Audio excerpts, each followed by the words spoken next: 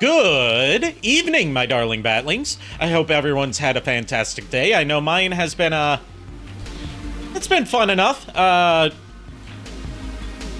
see Husk is here in chat. Haven't seen you in a bit, buddy. Hey, how you been doing? He's looking in horror at what we're playing tonight. And Chuck, I wanted to say congrats on the new car and good choice on it being a Toyota. Me and my family, or at least on my mom's side, have been driving Toyotas for like most of my time being able to drive. So, very good choice. They're very reliable cars. Yes, they are. I mean, I'm gonna be that asshole and say that they're not as reliable as Volvos, at least from my experience. Well, yeah, but you're typically priced out if you get a Volvo, you've got the money to get a Volvo. Toyota is more so like a cost-effective option. I mean, fair. I'm just gonna be that asshole and say, oh, Volvo's better. Look, at least it's not a Tesla, in which case you can't just take it to the local body shop to get repaired. You have to take it to a specific Tesla-approved repair station because everything in it is computerized and therefore needs someone that's not only an expert in cars, but also an expert in computers. Oh, yeah. Also, hi, Iron. Hey, Iron. Hey, Iron. And yes, tonight we're going to be playing Link, The Faces of Evil. The original version, not the fan remaster, because I've already covered the fan remaster, although I wouldn't be against visiting it again. You're gonna get that crusty, you do have crusty... one thing. Husk says he has... Yes, honka donka badonka is indeed Husk. I'm assuming that's the one thing you wanted to say about my model tonight. I'm actually getting a new model made. They'll hopefully be done sometime in January. So look forward to that. I'm excited about that. I can't wait until... Well, first of all, I can't wait until I get my money to make my first payment on it, and then I can't wait until it's finished. Yeah, also, Husk, as I've said before, I will get those things to you by Christmas. I'm a man of my word. Yes, and I've been hacking away at getting my things done for the thing. It's just, I have a lot of projects that I'm a part of, so I'm trying to get as many of the smaller ones done where I don't have as much to do done as possible. While also working on the thing for you. Yeah, like I've just finished up a lot of other projects, and I'm just trying to get through school, get through the semester, since we're basically at the tail end of the semester for me. And since this week is Thanksgiving, I'm going to be away from home for a couple days. Yeah. But yes, let's switch on over to the game scene. I had to do a lot of research in how to get this up and running. You have to run it through MAME, of all things. Really? Yeah. Yeah, they've got... on MAME now, you can emulate the Philips CDI. Nice. Also, BRB, I gotta go check on something. Okay. Take your time. Then again, I shouldn't be surprised. You can do Tiger Electronics games on MAME, so... Yeah, but you need a specific version of the CDI BIOS. And you can only emulate that specific BIOS, because the other two BIOSes are not functional. We got a Dean Bristow redeem. Dean Bristow Eggman redeem. I waited an eternity for this. I would have waited an eternity for this. It's over, Hedgehog! Is it, though?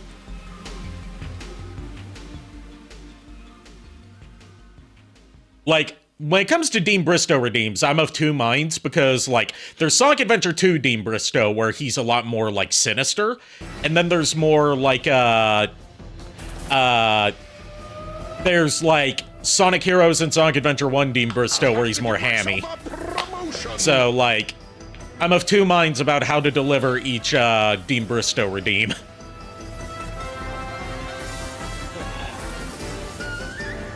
But yeah, you have to load up the CDI BIOS first, and then you have to press tab on your keyboard, and then load up the ROM that you want to play. It has to be in .chd format, otherwise it won't load. So if you get, like, you know, the standard bin-q format, you have to combine it into a CHD with a program. Yeah, I'm good, thanks. And then you have to reset the emulator with the game loaded in it. If you just try to load up the game from the main menu, it will not load. You'll just get a blue screen. It's a lot of steps. Also, All this- promotion? What for? All I'm gonna say is the crusty jank that we're gonna witness tonight.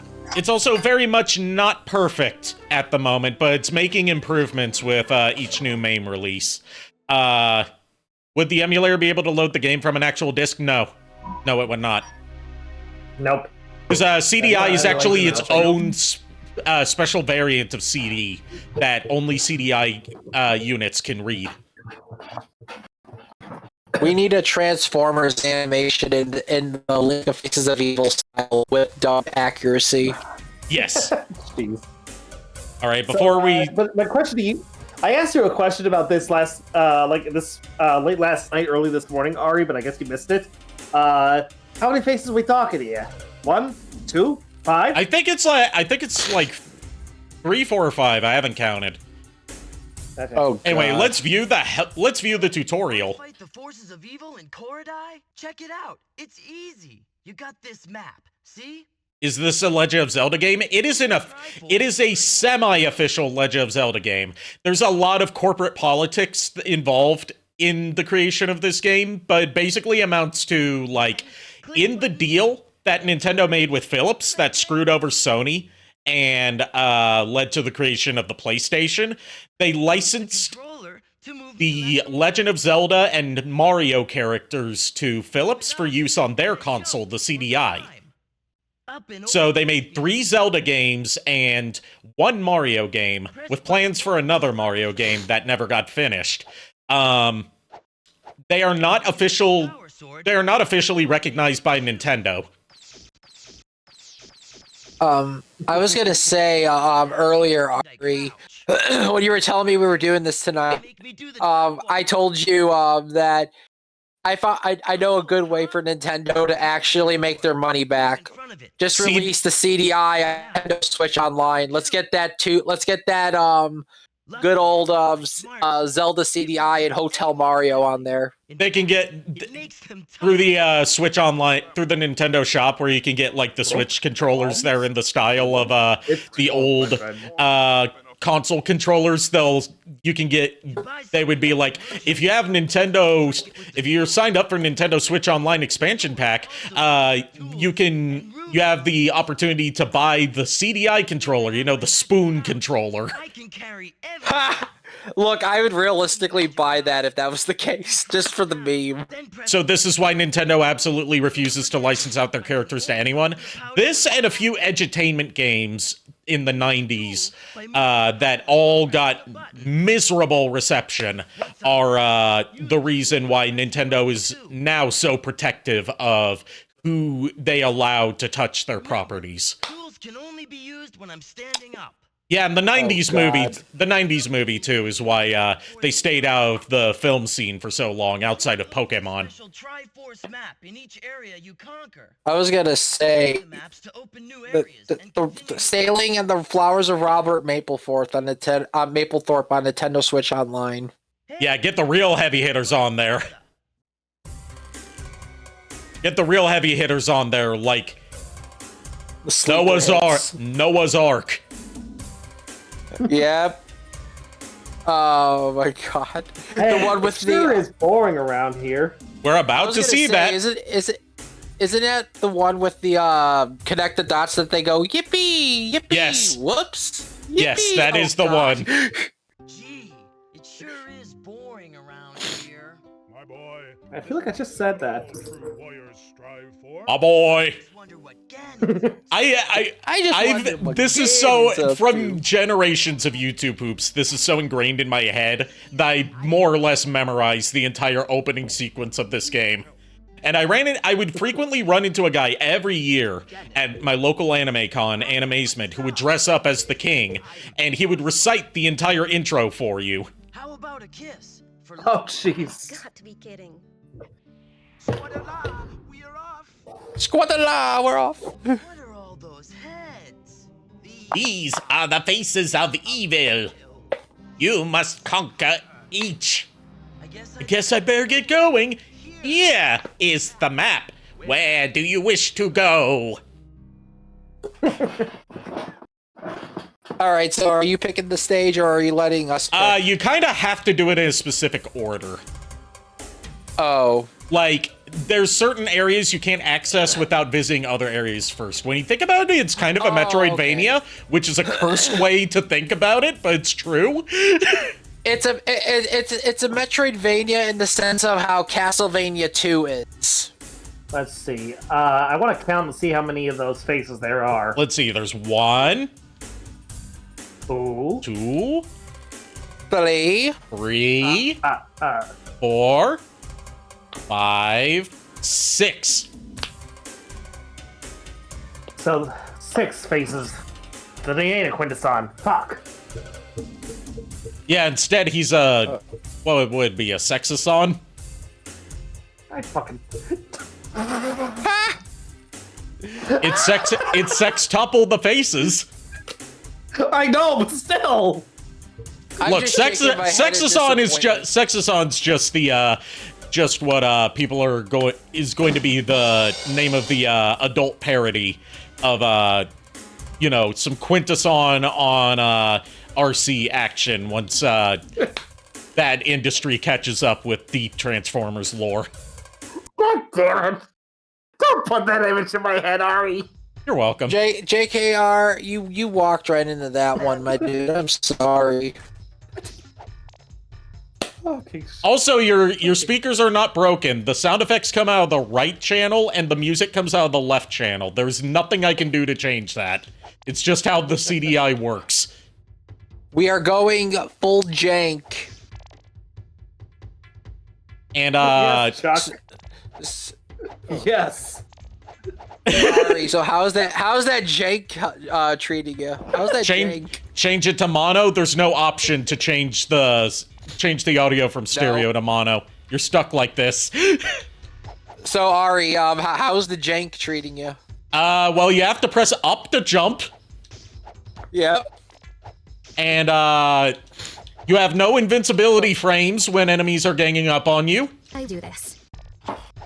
You forgot the one best move in the game, though. When you crouch, you could do the duck walk. Cool, huh?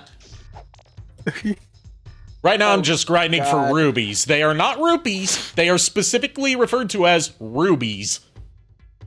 I swear, tonight's gonna be a complete fever dream. To be fair, if a lot of this, thank you. If a lot of this, Why is it so fucking loud? it's not as loud as it usually. Nah, it hasn't been loud for a while. Now stop choking me. Must just be loud on your end. Yeah. Because I turned it down by a lot, and it's not blowing my ears out anymore. But yeah, I was just grinding for rubies. So you have one button to attack, and that's also your interact button. Then button 2 is used for entering doors and using sub-weapons, sort of like Castlevania. And when you're crouched and you press button 2, that brings up your menu. Keep in mind, the average controller you would be using for this had minimum 3 buttons. That third button goes completely unused.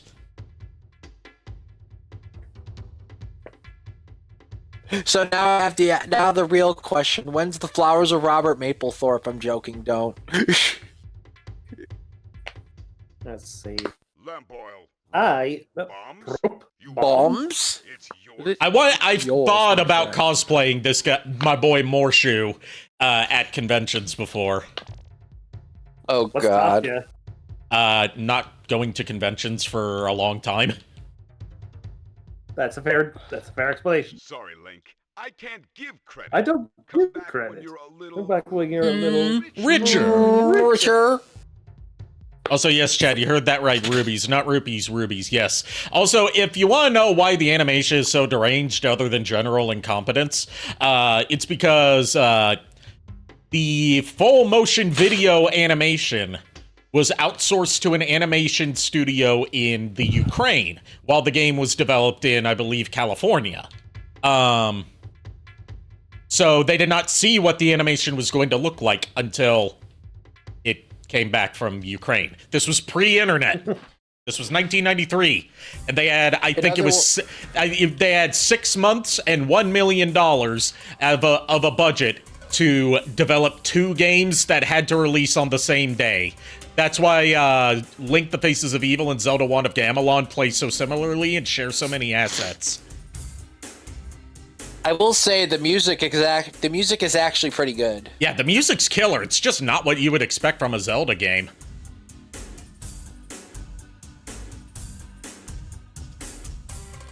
Until it was too late. A full game too late. I think you might be right. Hey, Shadow Dragon. So now we're going to Nortinka. Nortinka. Okay. Nortinka. And we're killing werewolves, it seems. And moblins.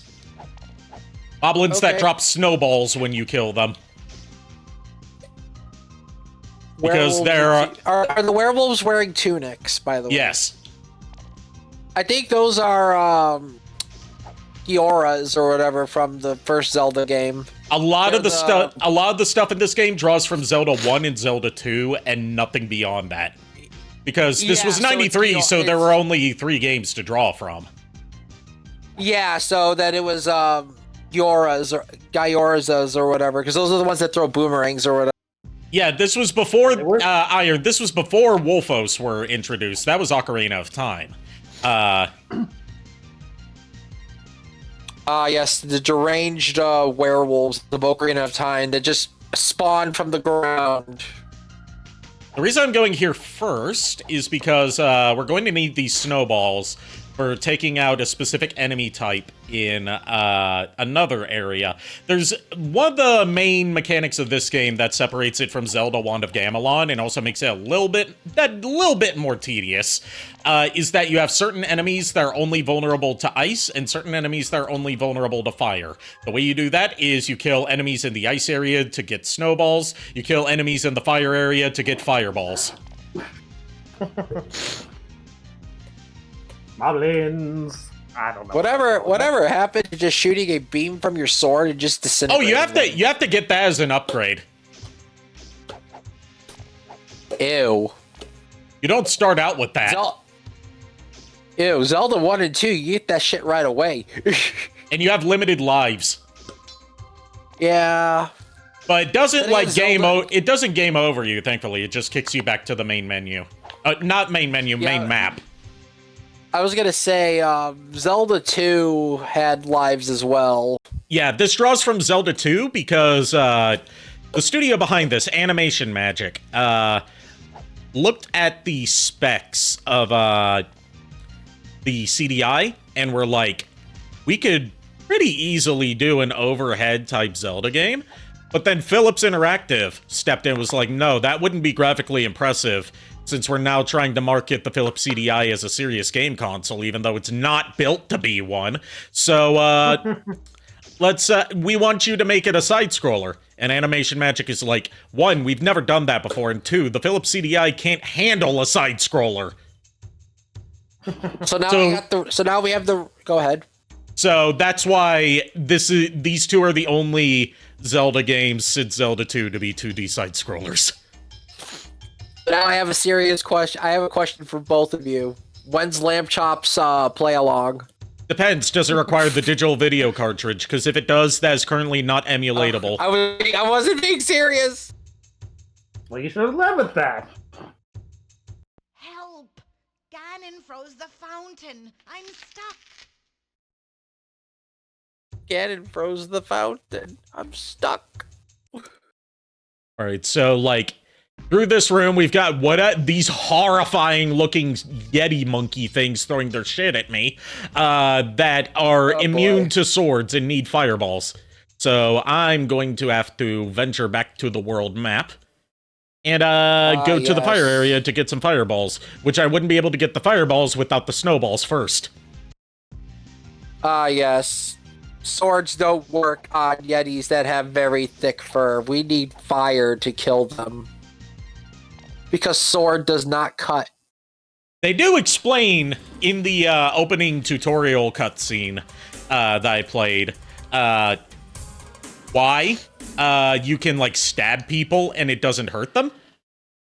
And, like, why you have to stab things with your sword to pick them up. It's because Link is equipped with a smart sword. It can tell whether someone's good or evil. And when it stabs someone good, it makes them talk. And doesn't hurt them. That's not how swords work. That is the only explanation you get. Take it or leave it. That's not how swords work. JKR, you played warriors in D&D. Do swords work like that? Only when they're sentient swords. No, I know sentient swords. There's someone who has a sword when you swing it says fuck, and they're a hex blade. What the fuck? They took advice from the Mighty Pooh. They throw their shit at you. Yes. But, basically what I'm saying is, Link the Faces of Evil and Zelda Wand of Gamelon predicted smart devices. Sweet corn is the only thing that makes it through their rear. How do you think they keep this lovely grin? I don't want to know. By the way, the Gomas are fucking massive here. They're like big tap dancing crab demons. To do another JonTron reference for Husk the Husky in chat. Sorry, Huxig's show. Or Husk the Arcanist. Oh, lovely. My batteries are low, and I'm down to my last 2. Oh. See what this feller has to say. Biggest crab I ever caught. It's a Goma. You're pretty good. Here. Thanks. So now I have the ability to shoot beams out of my sword. Wait, Gomas aren't crabs, they're spiders. Oh, never They mind. interpreted them as crabs. They're fucking giant tarantulas or spiders, dude. Well, tell them that. Tell the lead designer of Link the Faces of Evil and Zelda CDI to do that. Problem is, you're gonna need a Ouija board to communicate with him because he passed away a few years ago. Yeah, I was gonna say I'm quite a few decades too late. Also,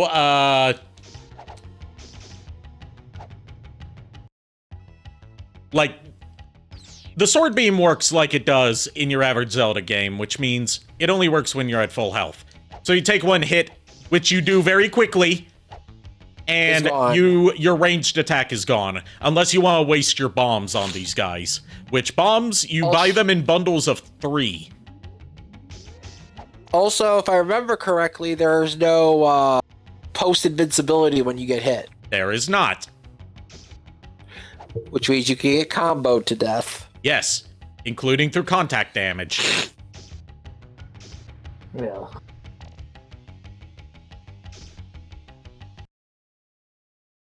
Alright, lost all my lives, so I'm back at the map, but I did get the key that I needed. Thankfully, it keeps all the stuff you've picked up. Yeah, and there is a save system. I was gonna say, if they didn't let you keep the stuff you picked up, this would just be not worth it. Yeah. Dyras came straight from the crater till I boarded the vent. Used a skull for a latch and not one Dyras figured it out. Ma'am, please keep that knife away from me. Yeah, right. Oh, jeez.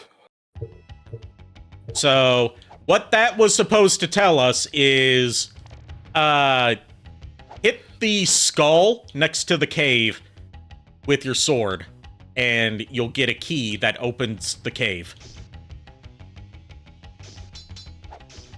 Like that. So legitimately, this is just Castlevania 2, except with a map system. Yes, basically what I'm saying is that this game pioneered what Super Metroid and Symphony of the Night is often given credit for. I mean, And this game came out in the 90s, right? 93. Okay, yeah, because Castlevania 2 predates this. Yep. But, this, technically, it shouldn't be called Metroidvanias, it should be called Metro... What? Actually, no, what would it be called, since you can't really say it's a Zelda? Know. I don't... You can't say it's a Zelda... By the way, you wanna know why this is called Link the Faces of Evil, and Zelda the Wand of Gamelon, instead of The Legend of Zelda Faces of Evil, and The Legend of Zelda the Wand of Gamelon? Is it because you play as Link in one and Zelda in the other? No. Nope. They got the rights to the characters. They didn't get the rights to the name The Legend of Zelda. Oh, God. Which is pretty stupid, because you got the rights to the name Zelda, even though The Legend of Zelda...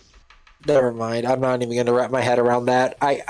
That's also why Hotel Mario is called Hotel Mario, instead of, like, Super Mario CDI or Super Hotel Mario, because they got the rights to the Mario name and characters, but they didn't get the rights to the franchise name Super Mario Brothers. Real talk, though, if the N64 DD actually was a success, think about it, Hotel Mario 64. Jesus Christ. The world's not ready for that level of power. So we unlocked a new area, Spearfish Falls. It's like information from Slave Zero X, upgrade your health to get comboed more. Exactly. I say, not having played Slave Zero X. Ugh. God, the allergies are horrible tonight. What the shit? Yeah, I was like that this morning too, you noticed. Yeah. Ugh. By the way, the rupee values are fucked in this game. in a good way or a bad way? Isn't it like red is 1 and... Red is 1, green is 5, blue is 10. At least they got the blue one correct. No, blue is 5. Never mind. They didn't get any of them right. I know. I was going to say, wait a minute, blue was 10. I'm like, no, blue was 5. Hold on a fucking minute.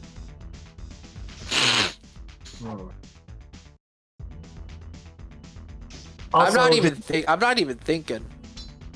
So, you know, Ari, that I won't be on for much longer because, you know, school tomorrow. Yeah, I get you.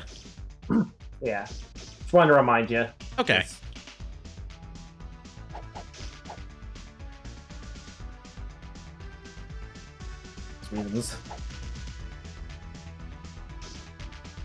Damn it. Ran out of lives. Think I'm gonna need some more upgrades to get through that area. So, let us go back from Spearfish Falls to Nortinka.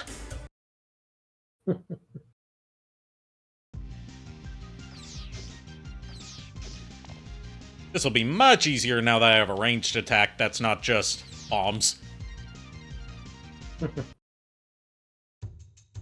Don't be too sure about that. You underestimate my power. And I overestimate my power.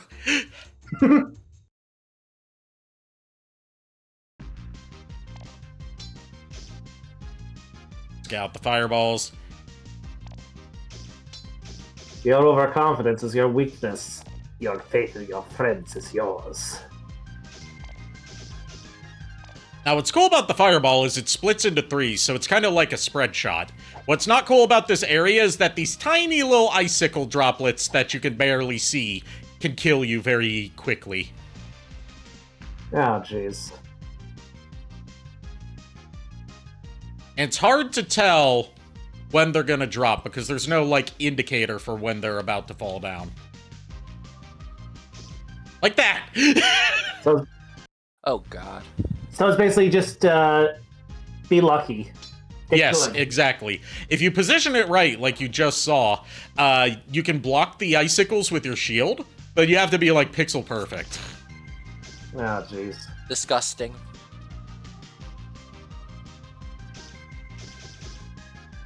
Also, if you notice I'm having trouble figuring out how to platform onto things, it's because, like I said, Animation Magic had never made a 2D side-scrolling platformer before, and they didn't know how to.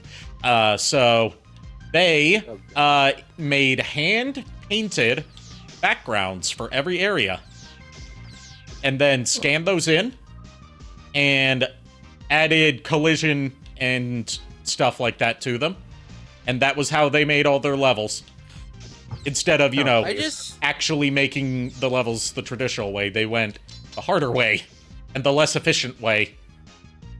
I'm actually happy that they didn't do a Castlevania one. Otherwise, I would have been just very disappointed. Yep. They almost did a Warcraft game. In fact, it was finished. It was just never released. Oh. It was a Warcraft adventure game. And the ROM for it was found like 10 years ago and dumped online. Oh. And surprisingly, it actually looks pretty good. Oh God. Sorry. What do you have to say? I am the reader, Ipo. If you bring me the book of Koridai, I will gladly read the secret verse. The secret verse says, Thanks. drink more Ovaltine. Oh my God. I can read the secret verse. The secret verse says, "Fuck you." And we have unlocked the new area, Toiku Lighthouse. I thought the secret verse was just Fireball. Now that's for its secret weapon. It isn't really all that secret now that you mentioned it. I thought that was Miles' secret weapon since he just wants to fireball everything. It's an open secret is what we call it. Yes. 8d6, 20 foot diameter explosion, basically just fireball. Use fireball. Just fireball. Don't care who gets in the way, just nuke everything. Yup. Where'd the fireball come? Where do you learn fireball? Learned it from the hole. Yep. Actually, I learned there's another spell that is like fireball, but it doesn't hurt your allies or things around you, just the enemies. It's called Triple M. It's something massive meteor. I was about to say Triple M sounds like some very niche fetish stuff. I mean, Or like a really bad Vin Diesel movie. I hate to break it to you, that is what the spell is abbreviated as in the D&D community. And I am scared about it. I've heard worse things out of the tabletop community. I've read part of the rules to Fatal. Yeah. One of the things you have to roll for your character on Fatal is the circumference of their butthole. jeez. Don't worry, they have a tabletop D&D module for BDSM and sex. So Oh, that they have a tabletop simulator mod that just lets you play Fatal on tabletop simulator. Oh God, no.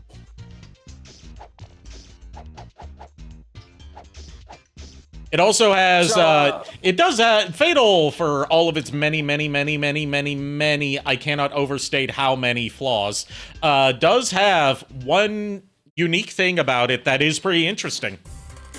What? Just me, or does anyone else get the feeling from this song? What feeling? This song sounds like Link is getting ready to run a marathon. Yes, it does. But the unique thing that Fatal has that's actually a pretty interesting mechanic that would be cool if it were used in a game that's not horrible and that's not horrible to play, sexist and racist. Yeah. Is The magic misfire system. Actually, you technically can bring that into normal D&D. Like a lot of the Yeah, but I mean as like a primary part of the rule set. Oh, as a primary part of this. Okay, yeah. Then yeah, I agree. The magic misfire system is where, like, if you fail to cast a spell, you have to roll a D1, like however many D100, and the result that comes out results in what spell is cast instead of the one that you wanted to cast. Oh god, that means if you mess up and you accidentally cast True Polymorph on the party, then oh god, no. One of the magical misfire outcomes you can get is the spell Fatal, which basically nukes the entire universe and ends the campaign. Yeah, that's in the deck of also in the deck of many things. Yep. Another one makes it so, like, there's a lot of there are hundreds of outcomes you can get from the magic misfire system. Some of them are interesting, some of them are weird, some of them sound like fetishes. Oddly enough, when you brought that up, I recently learned about the spell Wish, which is part of the deck of many things, which is very, very broken. It basically, if you use it, you're allowed to get any spell you want from any school of magic or teaching. No matter what class you are, you can cast it basically like a cantrip for free. Oh. So you could be like, hey, I take Fireball, True Polymorph, but guess what? I don't have to pay mana or do anything or use spell slots for it. I can just use it whenever the fuck I want. Honestly, one thing my old DM would do, and I actually think this was a good idea how he played this, was basically he rolled a D100 whenever someone wanted to cast a spell from the deck of many things. Yeah. And then depending on what the roll was, he would like that spell would be what happened. So it was like say if you wanted to cast True Polymorph and you rolled the D100, like if you were hoping to get that card out of the deck, you actually pull out something. Like say if you roll like a nat 1, you pull out a card that allows you to cast Prestidigitation. But like a specific version of it or something like that. I don't remember. It's basically like the sorcerer's wild magic. Yeah. So that way it wasn't as broken as it was officially. Oh god. I could just imagine the D&D campaign done in this like art and dubbing style. Oh god, just official CDI art for a D&D campaign. Baron drawn in the CDI style. Oh no. Oh god. That's a scary thought. Just have the whole D&D party dressed in that style. It'd be hilarious. Well, I need a lantern in order to get through that cave, otherwise it's pitch black. Well, shit. Do you Sorry, have oil? I have the lamp oil, I just don't have the lamp. Sounds like you need to fix that right away. Also, I said it wrong. I need a lantern so I can get through the cave system nearby! Oh god. Oh yeah, I remember that. From the RZ YouTube poop mod. The cave system nearby! That never happened. That never happened. So in other words, pick the wrong card and you're gonna need a new campaign. Basically, that's how the magical misfire system works. Yeah, that's basically how magical misfire, deck of many things, and wild magic does. It's basically... You could either have your whole party be just the whole world gets destroyed, that's it, campaign's over, or you get something very miraculous that you could have anything happen. And this is why the deck of many things is banned. With Magic Misfire, it is always bad things, but the severity of badness one, depends on your own interpretation of how bad the outcome is, and also, you know, depends on what the openly racist and just bigoted towards tons of things writer deems as bad. Like, one of them is something like force fart, where you fart uncontrollably. Oh, jeez. I was gonna say, there's actually a race in D&D where the whole background for the character is to be racist, which is, I think it's like one of the frog. I think it was one of the frog races. No, I'm talking like real world racist. I know. I was saying something else. Because like you can get some cursed armor in there, and the curse is like it turns you into a stereotype of black people, or a stereotype of Jewish people, or things like that. Basically, Fatal is fun to point and laugh at, but don't play it. Please don't play it. It takes over 450 dice rolls to create one character, because you're not allowed any choice in creating your character. It's all determined by the dice. I'm good. I'm good. No. And one of those is a D1 million that you have to roll.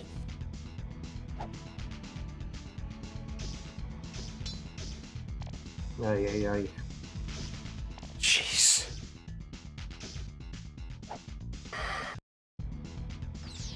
I don't know about you, Nico, but I think I need a drink. Yeah, I think I share with you on that one. I'm gonna get myself a drink as well because, yeah. I think I'm gonna go the cave system nearby. Worry ye not, for ye are weak ass bitches. Enough with the sauce! We were learning about some sauce earlier. Apparently that's what robot council meetings are all about. Let's see. Also, Ari, I don't know if you saw, because, again, you didn't... I'm sure you saw it, but you never answered me. I did find the book that contained Swashbuckler. Yeah, I saw you said that. Don't know what you want. I didn't know I was supposed to respond to that. No, I'm just saying, I'm just letting you know. I was just like, hey, I found it, so I wasn't sure if you saw it or anything. Yeah, I saw it. Just didn't really have anything to say to that other than cool. Like, yeah. Basically, I know that if I recall right, you said you were gonna help me get it. Yeah. Or did I misremember? Yeah, I said that. Once I have the money for it, I will. No, I understand. I will chip into it. I probably, just due to I remembered next month it's December, so I'm gonna have to factor in Christmas shopping. So would it be okay if I went how much is it? It's $30. So if you want to do half and half, I'm fine. Yeah, I was going to say half and half. Because since it's a whole book, it would be something both of us could use. Exactly. Because it's I'll be able to use it as a DM, and you'll be able to use it for the swashbuckler ability, plus anything else that we find in there that could be interesting for you. Oh, Husk, if you want to see my swashbuckling adventures, you should tune into the Castlevania D&D streams. None this weekend due to conflicts in schedule, but next weekend. Yep. Or you can check out the VODs on my channel, where you can see the misadventures of Varen Moonblood, Pirate Lass Extraordinaire, and, oh yes, some other people that she's traveling with on her quest to raid Castle Dracula and claim its treasure. And also maybe find love along the way. This isn't about you and your little quest, Varen. This is about me and my conquest of the land. Calm down, Meg. Sorry, shut up, Meg. That. Don't call me that.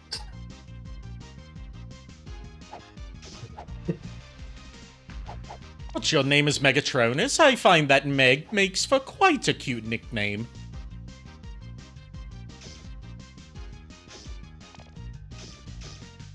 Basically, Swashbuckler, I'm just answering something I saw Iron ask. Yeah, it was. Like, this was in response to Husk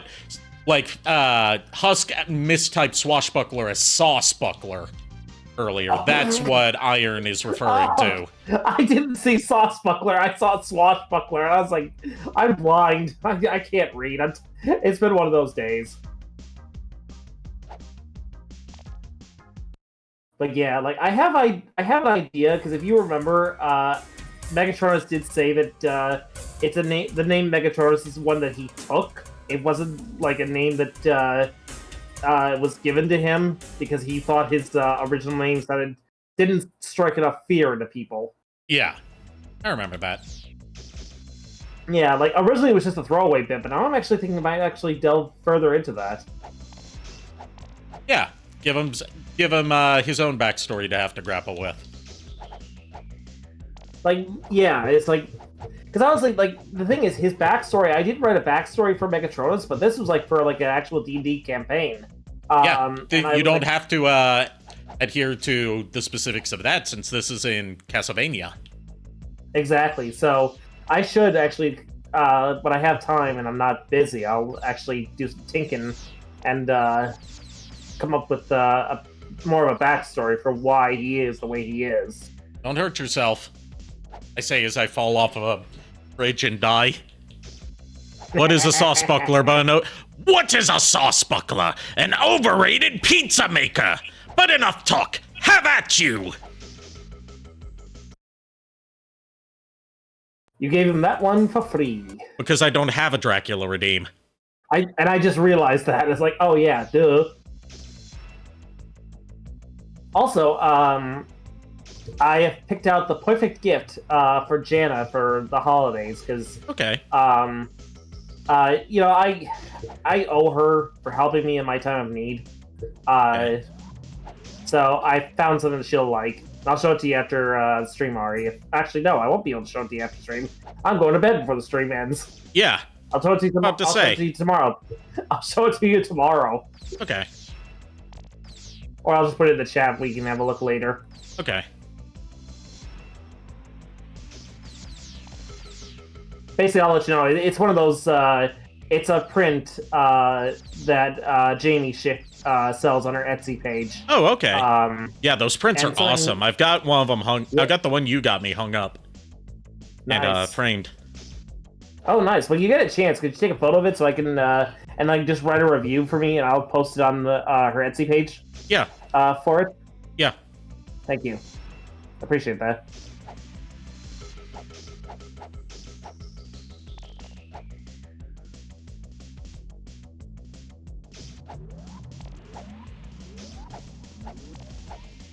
Still with us, Nico? I think he went to go get a drink. Oh yeah, that's right. I didn't know he actually needed a drink. I mean, I took a swig of water that's right here, but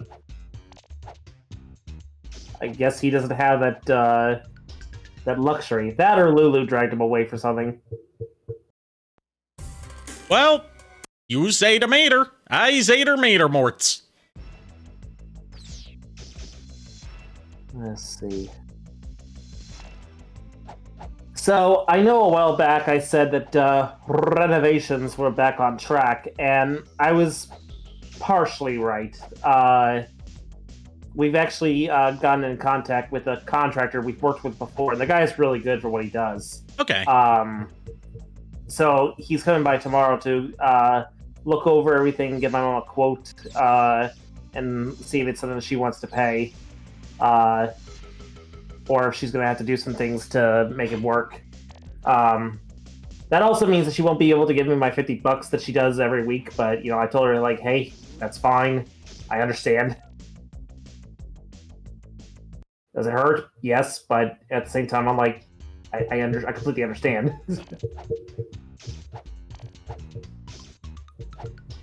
I imagine a saucebuckler using one of his spells and the foe is blinded by hot sauce in the eye. You know I cast mayonnaise. No. You know what? you know what? If he casts, if a Saucebuckler decides to cast, basically you get the fucking Condiment King. That's what you get. That's your swap. Yeah, you get the Condiment King. That's your sauce buckler. Yep. But yeah, it's like, picture if you will, the hot sauce that he uses, and you have to roll like, if you get a nat 20, you get fucking hot sauce made from, like, Carolina Reapers and Ghost Peppers. Hold on, we got a potentially sexy lady to talk to. You're not afraid of dragons, are you? Okay, I was wrong. It's not. Then get my necklace back from Gliok, okay? Pretty please? No. Oh. Sorry. No! I don't wanna. No! Yeah, that's the closest I can get to that specific delivery of no. No! No! But I don't know the name of the actor who played Jeffrey in Fresh Prince of Bel-Air, but, like, it's like his specific British accent he did for Jeffrey, combined with, like, the audio mixing of that line just makes it sound so funny. And also, you know, the context that it has been used in YouTube poops. Most notably, the Fesh Pins trilogy. Now I'm wondering, like, if his accent was actually real. No, like, I'm fairly certain. Like, if he was actually a British actor, or if he was an American actor doing a British accent. No, as in whether or not Jeffrey, the character's accent, was real. No, he was British, so yeah. Oh, so he actually was British. I thought. Yeah, he the character was British. I didn't watch Fresh Prince, so I never really knew that. That woman made me feel uncomfortable, like I think I need an adult. I am an adult. She's an adult, too. I think Iron needs a different adult.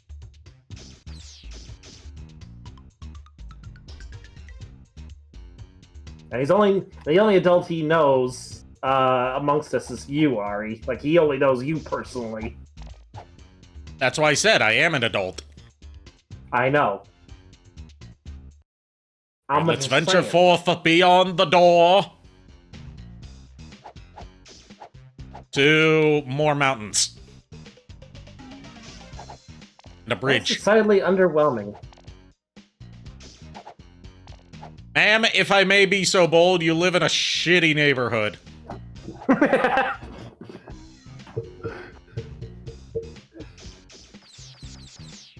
I don't usually critique one's living conditions, but you live in squalor.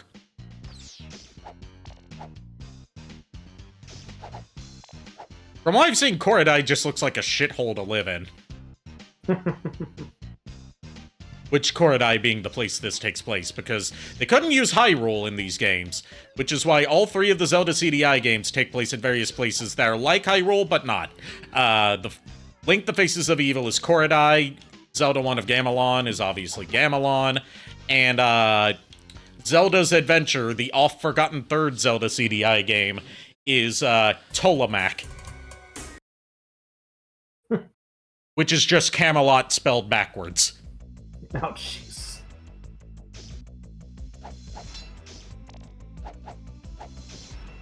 Oh, God.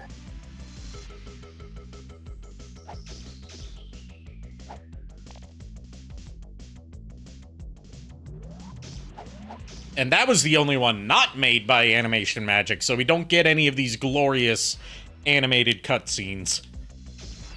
Instead, we get live-action cutscenes. Oh, jeez. And all the characters are digitized real people. Oh, God. With all the production values that a network TV, a direct-to-syndication knockoff of Hercules: The Legendary Journeys could ask for. I don't know why I singled out Hercules: The Legendary Journeys other than the fact that fuck Kevin Sorbo.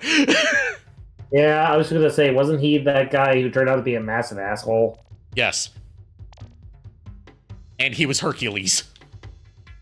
No, I know. I'm well aware. I've seen, like, honestly, I'll be honest, I've only seen maybe like 1 or 2 episodes of Hercules, the Legendary Journey.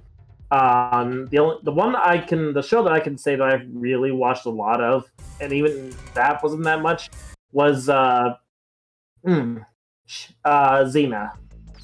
The only thing I've seen from either of those was the animated movie Hercules and Xena.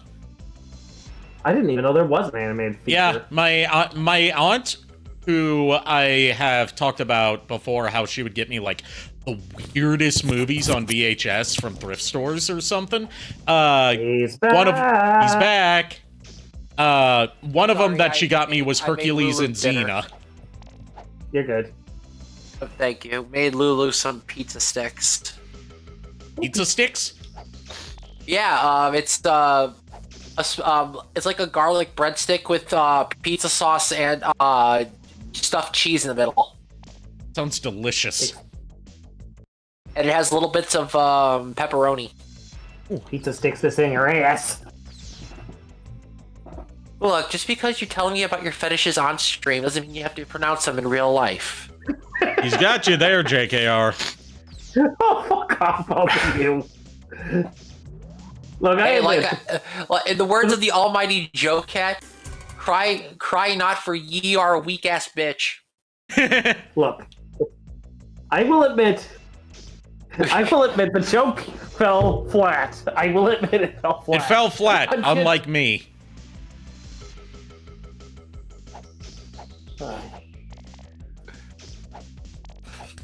Sorry, I had to. You're fine. I'm proud of my model's proportions. I grew them myself. I mean, you're also proud of Varen's proportions too. Yes, she would if someone were to in the campaign to compliment her on her honka donka badonkas. She would say, "Thank you, love. I grew them myself." Oh God. Also, Lulu said after stream she's taking me to get ice cream at the gas station. Nice. Marketing. And I'm like, okay, we can do that after stream.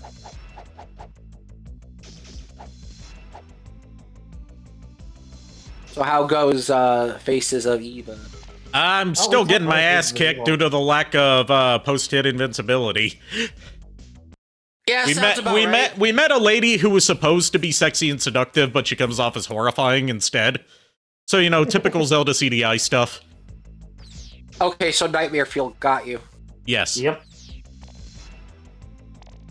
And she wants us to get her necklace back from Gleeok. Oh God, Gleeok, the fucking dragon.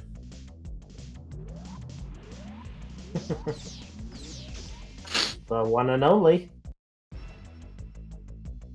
The only thing I know of Gleeok is the animated Zelda cartoon where Link's fighting him, and the princess that's in distress is disguised as a Gibdo. You mean a Gibdo disguised as the princess? Yeah, sorry. And I remember that episode. I did too, and it was an okay one. That's about what you can say for most of the Zelda cartoon. It's okay. Not horrible. It's okay. I mean, my favorite one is the evil jar. The evil jar? So basically, Ganon attacks the castle and tries to fire a spell to trap Zelda into the evil jar, which is like the monster spawner. Oh, I was like, oh God, is Ganon gonna jar up Zelda? I mean, that's the idea. Oh no, not the jar. But she deflects the spell, it hits Link, and Link's body gets put in the jar, but not Link's spirit. Oh, I remember that episode. Yeah, so Zelda has to use the damn sword, and she gets like knocked back on her ass because she's not used to using it. Apparently, the sword has a lot of recoil. Yeah, especially since the fact Link twirls it like a gun, and apparently it has enough kickback like a Smith & Wesson.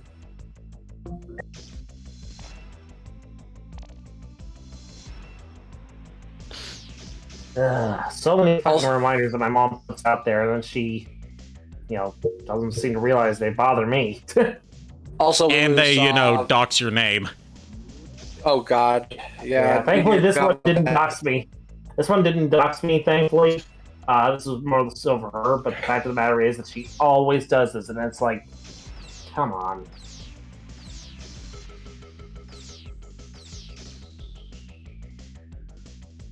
Set an alarm for 1,000 million years. Like, honestly, I was gonna say that I should probably just fucking pull the plug on that thing when we're starting stream. Yes, you should. Because at this point, if it's just gonna keep doing that, then I should just fucking unplug it. Yes. That's why I no longer... That's why I very quickly stopped using my Amazon Alexa and just... My mom took it and started using it. Because, like, I hated all the notification sounds it would do all the fucking time. And how it would pick up, like, half the stuff I was saying as commands when I wasn't even talking to it. Yeah. It just sounds like it's needy. It is. It really is.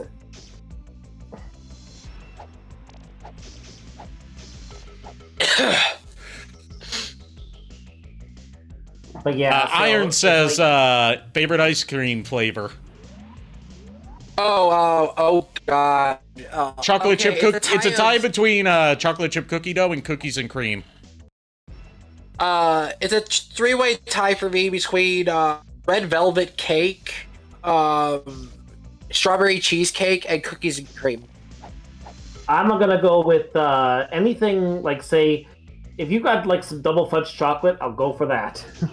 Oh, another. I will say this. Go ahead. Another good one that's only available from one specific maker because it's a licensed brand. Stephen Colbert's Americone Dream. I love that one too. I will tell you this, I do like sorbetto as well. Mainly, I love the Roman raspberry. That one is just so good.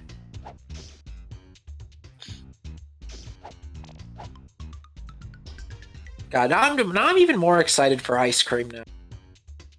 Now I'm doing the duck walk. Cool, huh? I can just imagine beating the Dynamite speaking like CDI Link and then just doing this. If you press down, you can make me do the duck walk. Cool, huh? Bean, what are you talking about? Oh, God. I guess I better get going.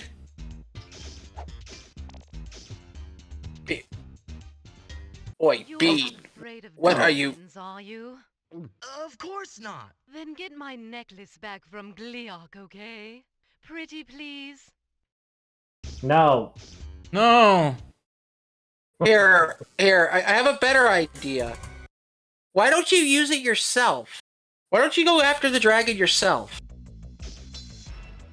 She's not a brave, strong adventurer. That's the point. Well, she needs a brave, strong adventurer to do it for her.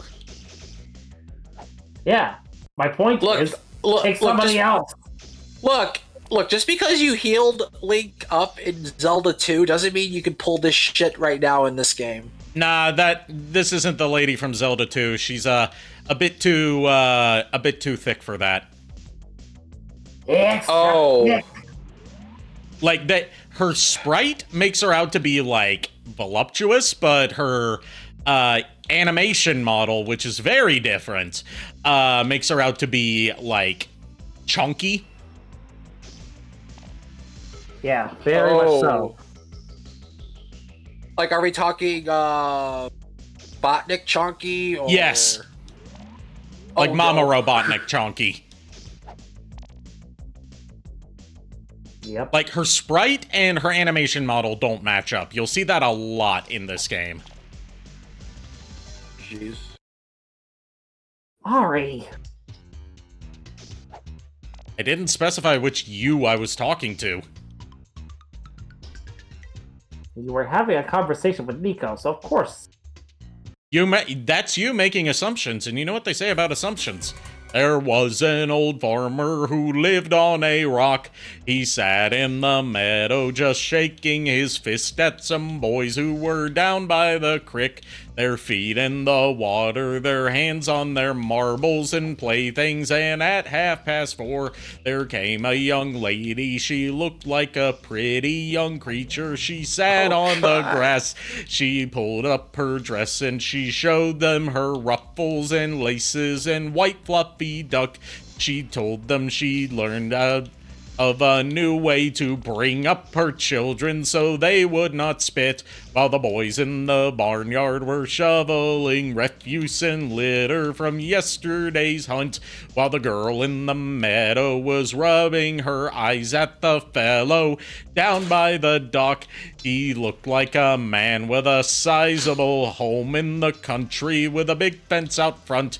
If he asked her politely, she'd show him her little pet dog who was subject to fits, and then she would let him grab hold of her small tender hand with a movement so quick, and then she'd bend over and suck on his candy so tasty made of butterscotch, and then he'd pour whipped cream all over her cookies that she had left out on the shelf. If you think this is dirty, you can go fuck yourself. You know? No, you.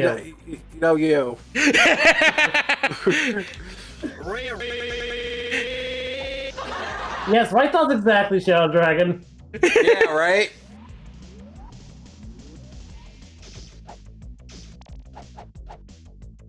Can we talk about how, like, as far as Fresh Prince actors go, like, Carlton's actor, Alfonso Ribeira, definitely had the peak career out of that cast, because, like, sure, Will Smith went on to be, you know, a Hollywood icon, but he never hosted America's Funniest Home Videos.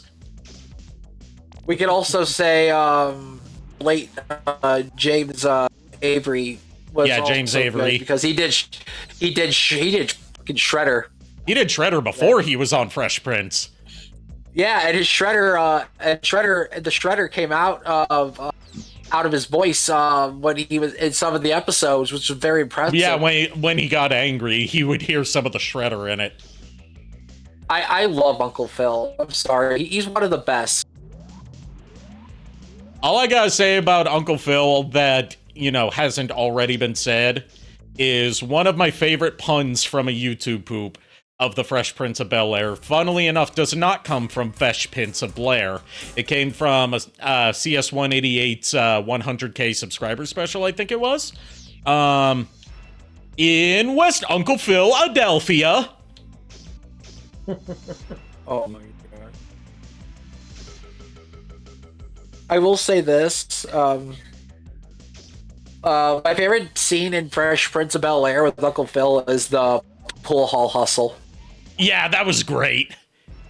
Especially, I found a video too where they put Giles' theme over it. I know which one you're talking about. I saw that too. I love it. I'm just like, oh god, this guy's done. This guy is done. The moment he said $100 a bottle, like, nope, it's over. I actually made a Giles theme goes with everything video back in the day when I was first starting to make videos. Sort of as, you know, an attempt to hop onto a meme trend and also an attempt to practice editing. It was the Bat and the Sun fight between Scorpion from Mortal Kombat and the Green Ranger from Power Rangers. No, White Ranger was that one. Green Ranger was Ryu. So it was Scorpion versus White Ranger set to Giles' theme goes with everything. So, oh god, just the fight scene, and it did sync up perfectly. It's true, Giles' theme does indeed go with everything.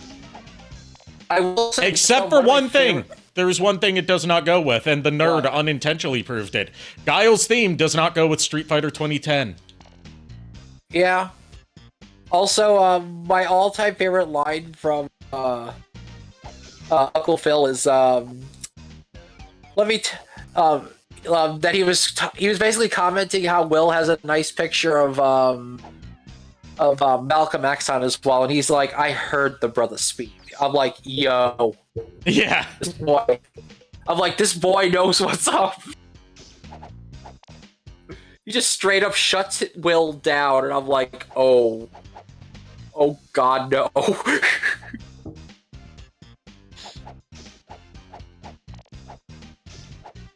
God, I need to rewatch Fresh Prince of Bel-Air. It's on Peacock, I believe. I know. I have to find time to rewatch it because that show was just so good. That really matters.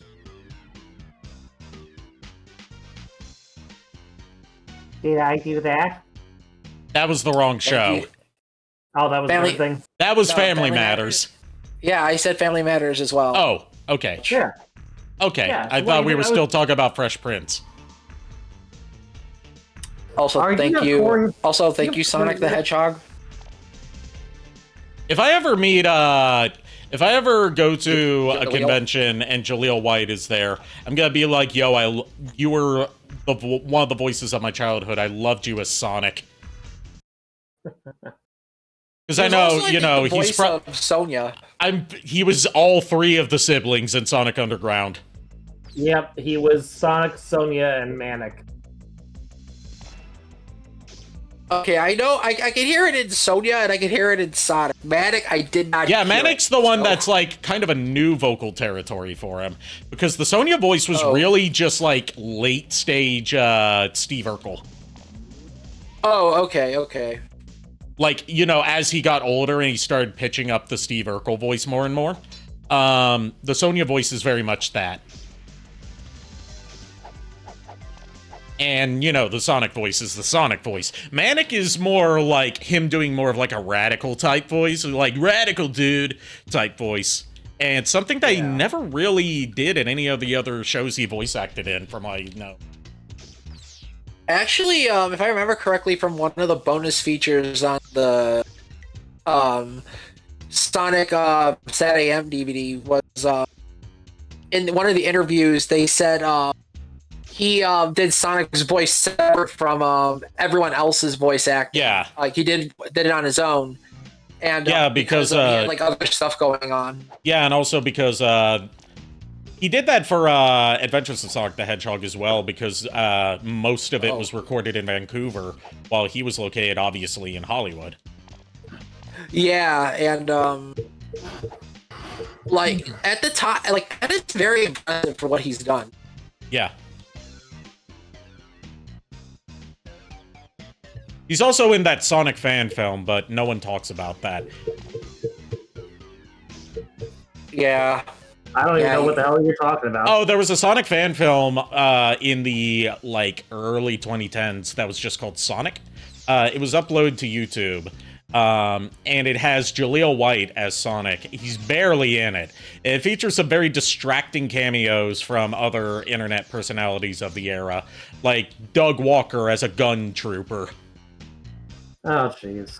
And Really? James Rolfe as a news reporter. I have not seen that. It's only like I 20 don't want minutes to. long. Oh. Thankfully, Doug Walker has no lines. He just has to gawk at the camera. Yeah, still, any Doug Walker I gotta see. I know. I know. It's just... Okay. Don't fuck him. And it also has Egoraptor as the voice of one of the E100 series robots. They're just like generic mech troopers. It's that same studio also made a Mega Man fan film that I haven't seen, but is apparently like regarded as pretty good.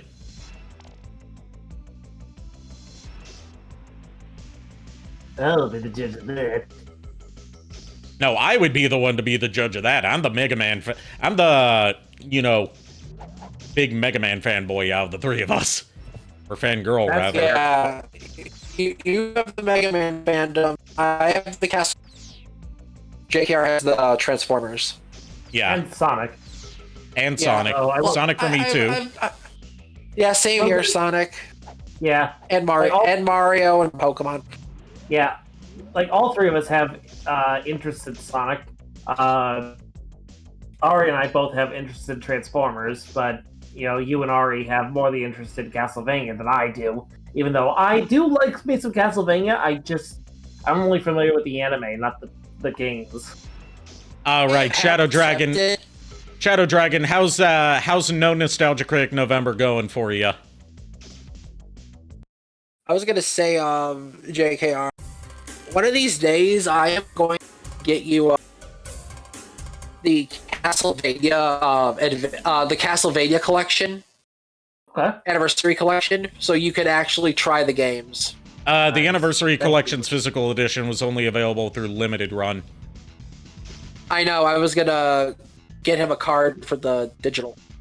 Oh yeah. You know what they say about assuming, Ari? It makes an ass out of you, but not me, because I'm perfect. No, it makes an ass out of you and Ming. Didn't you hear the words of the Barracuda in the bathtub? Nobody's perfect. Nobody's perfect, Courage. You're not perfect. That's the wrong character. But that was a character from that episode. I know, and that's the thing. I'm just saying, it's like, what was it? Sorry, I got distracted because I was looking at the chat. What was it saying? Oh yeah, like when you said nobody's perfect, I'm thinking like, you're not perfect, because that's what I remember from that thing. But again, I've never actually seen the episode. I just know that clip. It was the last episode of the series, so. Oh wow. Yeah. I was gonna say that Barracuda though was spin back. Yeah. You know what? There's a lot of there's a lot of episodes of Courage that live rent-free in my head, along with a lot of bits of Courage music that live rent-free in my head, but you know one that pops up every now and then very insidiously? Ramsey! Besides that one. That's the one everyone thinks of. But there's one more that you probably haven't thought about in a long time. Red? No. Red? I said music. Okay. From Courage. Okay, what music? It's Doc Gerbo's world. It's Doc Gerbo's world. It's Doc Gerbo's world. It's Doc Gerbo's world. No. No. Oh my god. I completely forgot about that. No. Yes.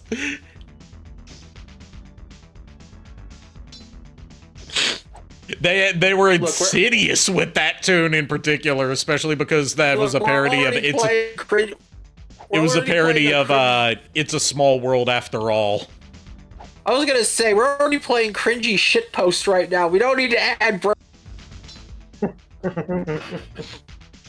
Now, if we were playing cringy shitpost, we'd be playing Wild Woody. Sorry, Wild Woody!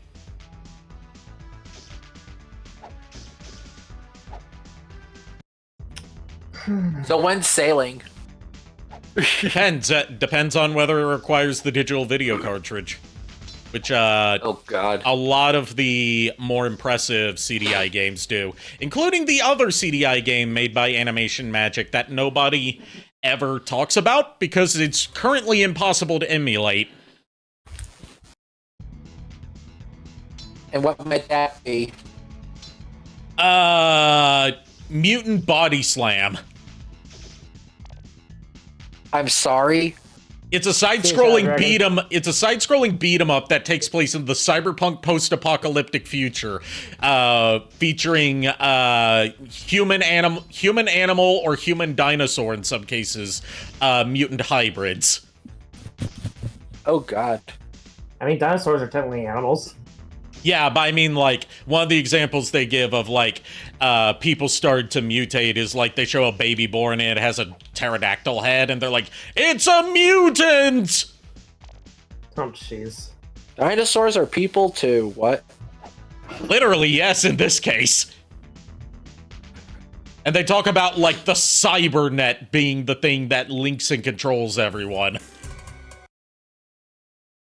So, like, it's not just, your standard post-apocalypse, like your Mad Max-style post-apocalypse. It's got some cyberpunk in there, too. Because this was the era of cyberpunk becoming mainstream. Did we ever find Gleok? No, I'm still trying to figure out. I'm still trying to get through at least one of these areas without game overing over and over. A few hours later. It's been an hour and a half, and we haven't fought one boss yet. I think I already know the title of this stream. It's Doc Gerbil's world? No. It's Doc Gerbil's world, man. Game over. Game over. It also doesn't help that, like I said, these are painted backgrounds. The collision ain't exactly great. It doesn't exactly line up with what you see in these painted backgrounds. So, like, I keep trying to drop off one rock to one that's obviously right below it, but that counts as falling into a pit. That's just stupid. Like I said, this is not a console that could handle side-scrolling platformers, and the studio had never made one before. So, like, I'm not gonna say this is some secret hidden gem. I'm going to say, if you are going to play this, play the fan remaster.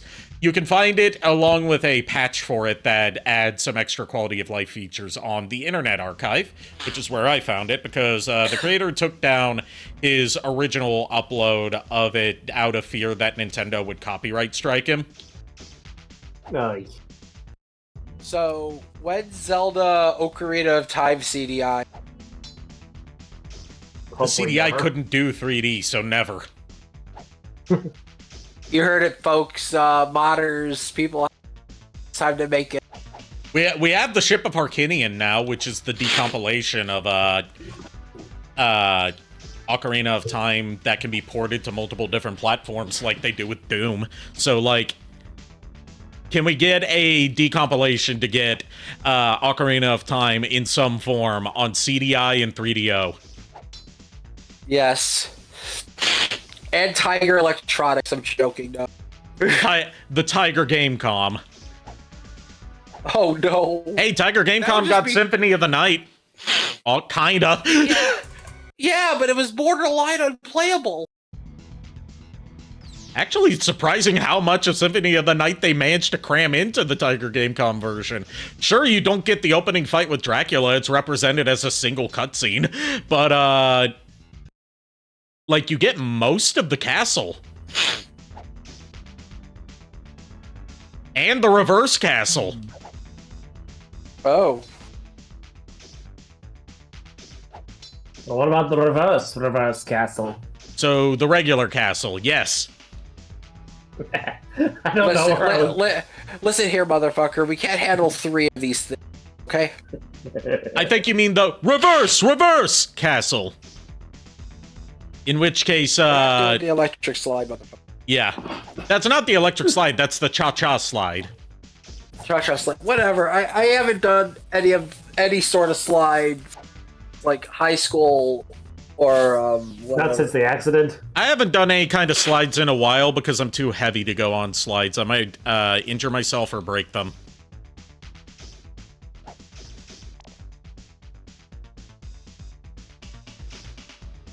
I mean, you know, I don't know, Ari. I didn't think those 2 big personalities of yours were that heavy, but I mean, are you asking to hold them to test for yourself?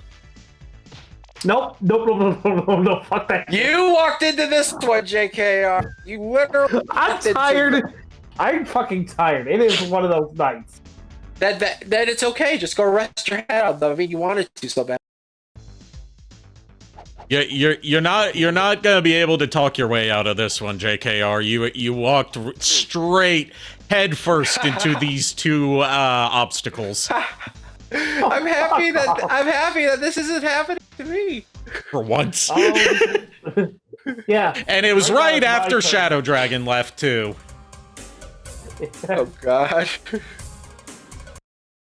See, here's the thing. Yes. Here's the thing, Nico. You and I seem to swap this this curse from time to time. Originally it was me, then you had it, now I've got it again. Because he wasn't a regular member on the streams yet. Everyone gets their turn. I know. I don't think I'm considered regular. You're on here technically more than JKR recently. Because JKR keeps having to leave early for school stuff. Fair. Plus, so you're more of a regular than my main co-host is now. Yeah. I was gonna say you mainly wanted me here, and also was like join the streams. It's better than you sleeping and being like a zombie. Yes, and do you not enjoy being in my company? Oh, I do. I do. I actually Good boy. appreciate it. The lie detector says that's a lie. Watch it. I already did watch it. I saw it on ABC Family one Halloween. I've seen both. Was it the modern one or Tim Curry? This was like 2013, so Tim Curry. Okay. Yeah, I've seen both versions. I've seen the Tim Curry version, but I've also seen like the newer version as well. And I've heard like it Chapter 2 though was like trash, and all well, kind of it doesn't help that it Chapter 2 is based on the adult parts of it, and those are the parts that everyone says is a step down from the kid parts. Like, that's all. Like, even when it comes to the It novel, not even including the stuff that was cut from from both adaptations of It because they were just too icky. Yeah, for obvious reasons. Yeah. Like, everyone says that after the kid half of the story is over, the novel goes downhill. Because, like, the adult half of the book is just not as interesting as a bunch of kids versus eldritch monstrosity. I was gonna say, speaking of it, the Pennywise versus Joker rap battle was actually pretty interesting. Rap battle, you say? Yeah, they did a rap battle, epic rap battles of history. They did Joker versus Pennywise. Oh. I think I remember seeing something about that. I've never watched it, but I knew it was out there. It's really, really good. Also, the thing is, I'm just not one for rap battles. That's the problem. You're not one for rap in general. Yeah, that's the problem. Sounds like a you problem. The rap battles, if you watch it just for the fact of the references and just for, like, two people just going at it, like, ignoring some of the music, it's actually really good. Look, if I want to see two people going at it, one of them has to be Hitomi Tanaka, okay? Or Kaho Shibuya, even though they're both retired. I mean, valid, but still. Or, alternatively, Hitomi Tanaka and Kaho Shibuya together, which they have done, I think, like, once. Let's see. You know, it's a shame that Yakuza made the great choice of having Anri Okita as an adult celebrity cameo in one of their games, but they never did Hitomi Tanaka. I was gonna say, when I was doing that mission to get the video for Anri or whatever, Lulu came in, and then she's like, "Wow, she's hot," and I'm like, "What?" Yeah, she's a MILF now.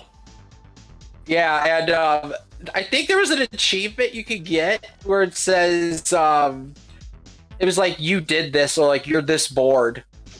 There's one similar one in Yakuza 0 for watching, Lulu says I heard that. Yeah, you did, I know you did, because you're literally... You do have enhanced hearing as a doggo. Yes, you do. Also, I hope you enjoy pizza sticks. But I was going to say, they have a similar side quest and achievement in. Finally, we made it somewhere. Got fairies. Oh my god. heart. We know you can beat Ganon. All of this for a heart container. Oh god. How many max hearts can you get in this game? I think like 6. 6? I had 3 this whole time for an hour and 40 minutes. Now I have 4. That means out of all the links in history, this is the weakest one. Yes, but he's also the strongest because he beats almost every boss in one hit. I mean, fair. But doesn't it really count too much if you just get comboed to death? Look, he's a glass cannon. What? Yeah. This is on the word glass. He was born with glass bones and paper skin. Every morning he breaks his arms, and every afternoon he breaks his legs. He lies awake in agony at night until his heart attacks put him to sleep. Oh god. To paraphrase SpongeBob. Yeah, I was gonna say. Wasn't that the chocolate episode? That was the chocolate salesman, yes.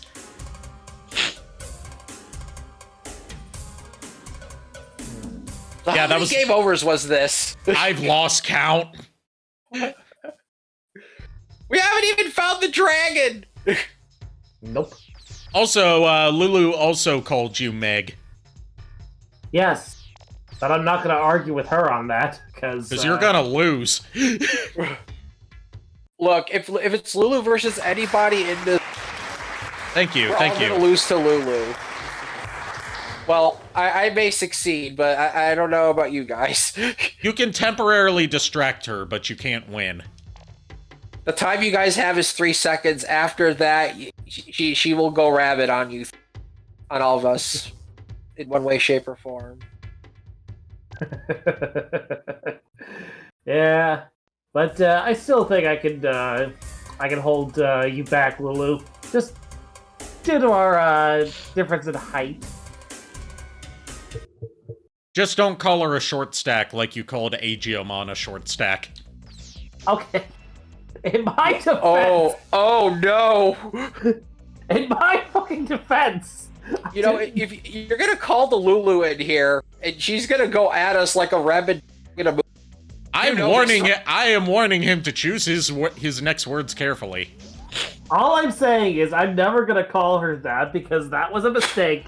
I didn't realize the kind of. I mean,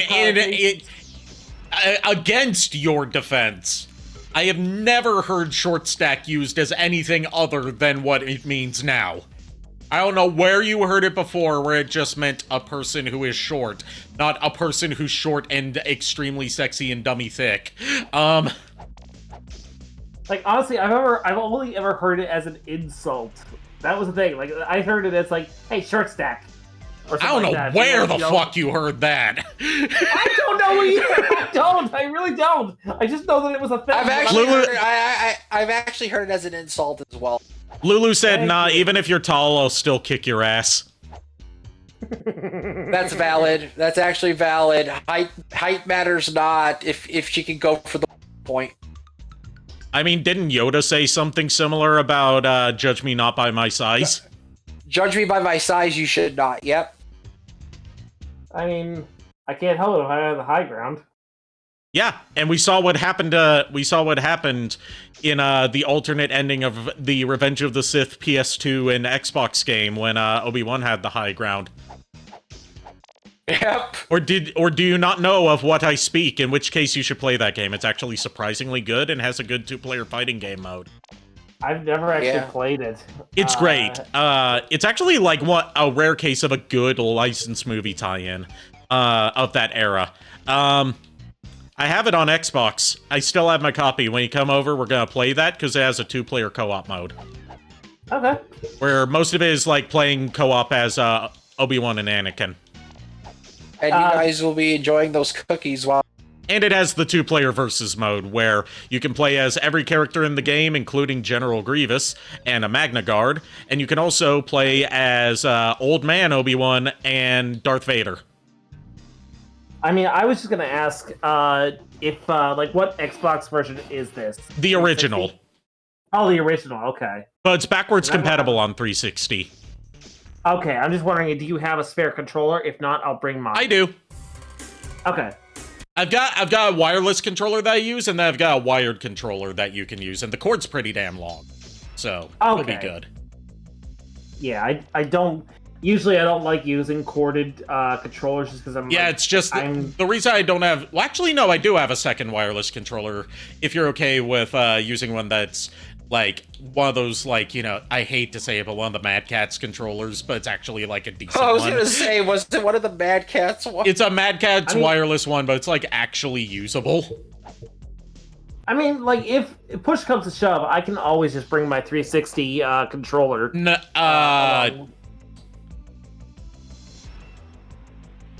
Yeah, you could do that. Yeah, because I only have the one 360 controller. Yeah. Which we're gonna need. We're gonna need dual controllers if we're gonna do some more Sonic 06 multiplayer. Oh yeah. And some Sonic the Fighters one-on-one. Oh God. I still need to fight. I still need to fight both you guys in Sonic the Fighters. Yeah. I was gonna say, I was showing JKR Stupid with Bark. And you were showing Furret Honey the Cat. Yes, I did. And Furret was excited for Honey the Cat. He saw me kill Metal Sonic with her. It took me a bunch of tries, but the cat finally killed. Also, he got very upset when I had a character pull Espio's tongue. He was like, "You leave my boy alone." Yeah, Espio's one of his favorite characters. Yeah, and he was like voicing as Matt Mercer when I was Espio. The funny thing is, like, he only, like, I think it was like last week. Sometime last week. He finally figured out that Espio's name is a play on espionage. Yeah, he told me. And I found that out through watching Among Us on the Ark. When Maria Robotnik the Hedgehog said, "Oh, it's Chow. His name is Naj," and Espio is like, "Oh, espionage," and I'm like, I hate you. To be honest, I didn't put two and two together on that until he said it. But after I saw it written, I was just like, okay, yeah, makes sense. But I didn't put two and two together because nobody said there'd be math. I blame our schools. Shut up. I mean, to be fair, almost every week we play a game where it's 50% math, 50% roleplay. 50% C, 50% weed. Still, that Halloween night when JKR what? Cut out. When JKR rolled those 20s. Oh, yeah. And he keeps rolling more 20s. That's the sad part. Like, I've actually talked to Firo, and I showed him the dice that I use. And he says, no, that's impossible. They're not loaded because the fact is the dice I use are hollow. I don't. So what you're saying? So what you're saying is, the dice that you use for your own rolls or for those specific rolls, has 20 printed on all sides. Gotcha. No, it does not have 20 printed on all sides. So I see. Anything, it has 20 sculpted into all sides. Oh my gosh! You are technically correct. The best kind of correct. JKR, as my co-DM and scribe, I am proud of you. How to DM, and I am so proud.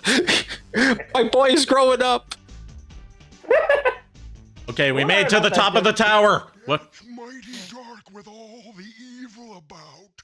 Keep this lantern full. It'll light your way. Thanks. We are almost 2 hours into this, and we finally got the god-dang lantern. But we didn't find the god-dang dragon. Well, we unlocked the area that might have the dragon, Firestone Lake. Oh my god. But first We were I decided going at to- that for 2 hours. But first I decided to go get some donuts. Okay.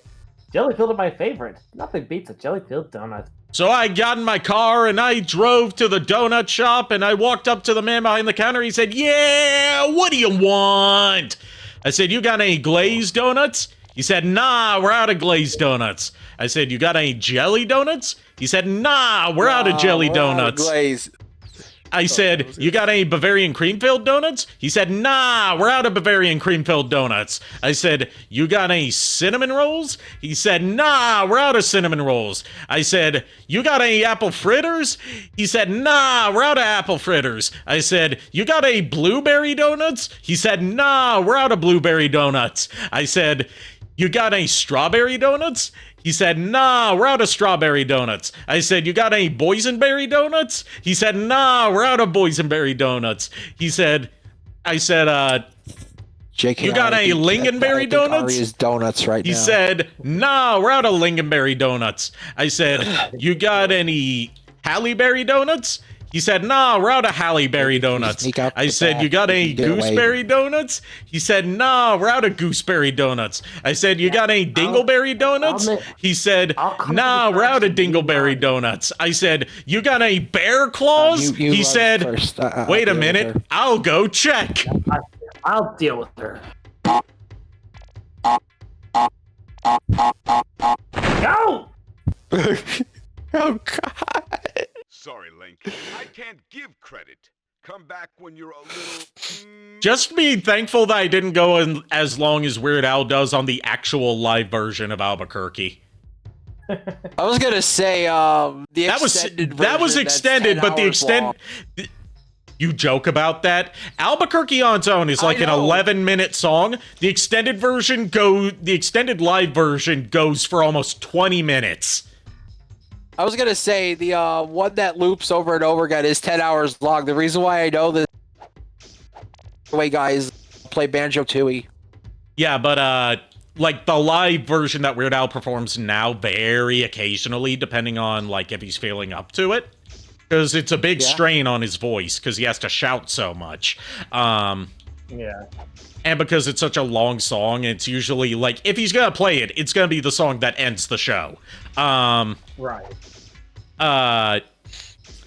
But when he does play it, which he always plays it when he performs in Albuquerque, apparently, and appropriately, Yep. he extends it with parts that go on longer than they normally would, most famously the donuts part.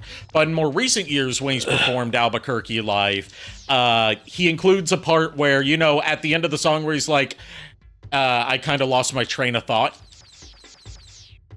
Yeah.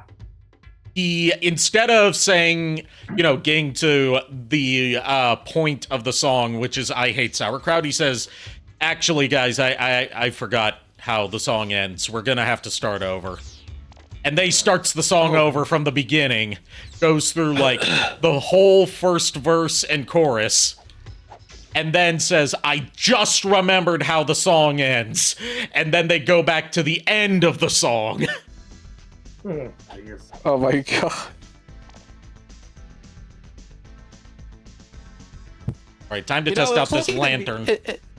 Okay, you know, it's lucky the music is good right now, because otherwise this would just be maddening. What do you have to say? And see Goronu. Wake up, sleepy bones. Find the living and cut their vile throats. Oh, Stalfos. I'm sorry, what was that wizard's name? Groan? Oh my god. That just sounds like a necromancer that dropped out of magic school. He is a necromancer because he's raising the dead to create Stalfos soldiers.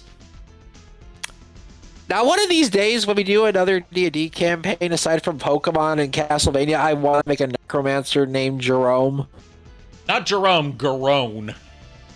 Garone. Yeah, I'll just name him Garone or something, and I'll be like, okay, guys, I'm grown. Hi. I'm grown. Okay, hello. Oh god, that reminds me actually, one of my my second ever D&D character, who I need to actually revise and like have better ideas for him now than what I originally had. But it's like a question of like I need to get good at playing spellcasters. So depending on how I play with Smiles, I might actually be able to pull it off. Don't worry, I'll be playing spellcasters alongside you. Technically, cleric has a spell list.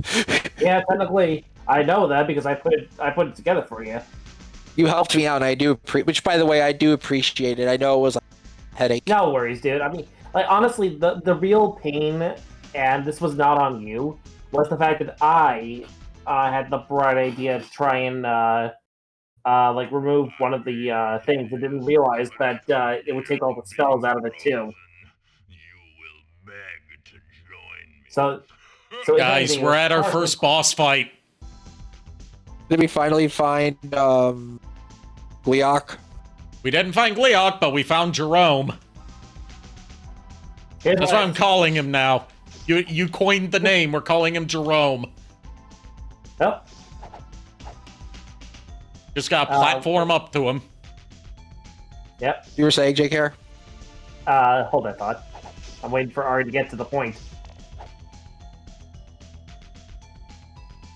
But yeah, so it was like me taking away, for whatever reason, I took Cleric out for a minute to see if I could like check on something, and then of course, turns out no, all I did was, fuck up the spell list.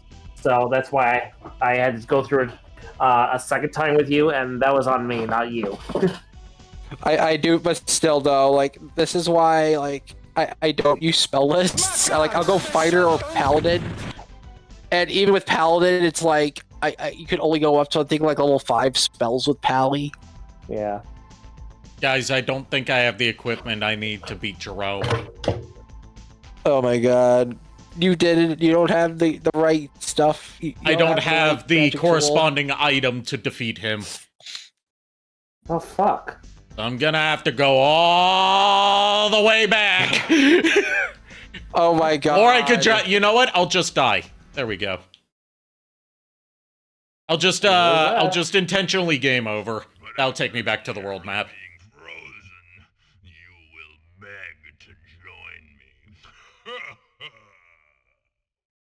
I hate the way this guy looks. He did call himself hideous. I'm gonna say this. As a necromancer, your AC is fucking low. Yeah. So literally... He's immune to swords, apparently. He's immune to being stabbed. This is the worst smart sword ever. I don't even think that sword even works. But yeah, so like my second ever character was a drow necromancer named Daros, and like his whole shtick was the reason why he was a necromancer was because he's basically a wannabe detective, but like his parents were killed, and he has no witnesses were willing to tell, no living witnesses anyway, were willing to tell him anything that he needs to know on who it was that killed his parents. So when he turns to the dark art of necromancy to actually, go back, bring the dead who saw things back to life and get answers. By the way, those are Octoroks up there. You know, the octopus things from Zelda. Very interesting take on them. I'm so hungry, I could eat an Octorok! Then why don't you? To be honest, those things kind of remind me of the Martians from War of the Worlds.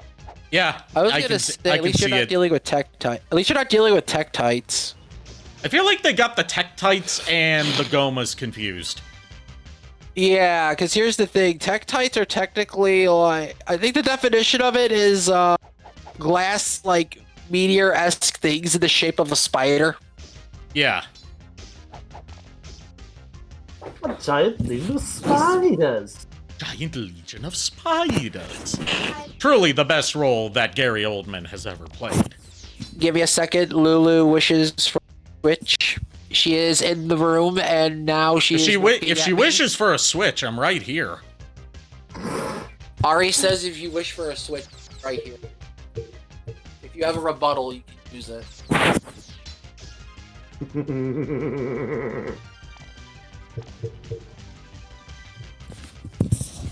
You're in for it now, Allie. Ari. Allie, Yes? I didn't know you were a slut. I can be, depending on the person. Oh, so now you're becoming a slut towards me and Nico? How precious. You did say we're basically a throuple. Aw, you're so you're to Polly now? That is so sweet, Allie. I mean, in all seriousness, it depends on... I haven't experimented with that, but if the coupling was, balanced enough, and all parties consented, I would be okay with a poly relationship. Oh, Allie, don't be such a whore. But being a whore is fun, and it makes you money on the internet. Oh, like being a prostitute? Yes, I'm a Twitch streamer, of course. Oh, so an online VTuber prostitute, even better. Yeah, I could be the next Project Melody or Cottontail VA. Here to take the console. Love you too, dear. I say that lovingly towards Project Melody and Cottontail VA. I love and respect both of your work. Yeah. Yep. Also, the violence that ensued as Lulu entered the chat.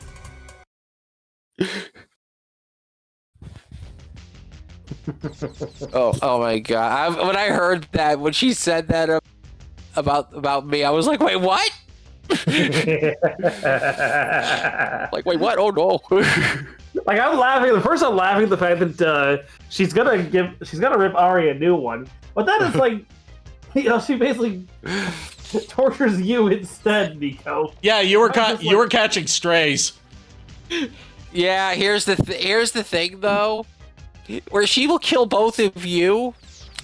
She'll just imprison me. That's my fate.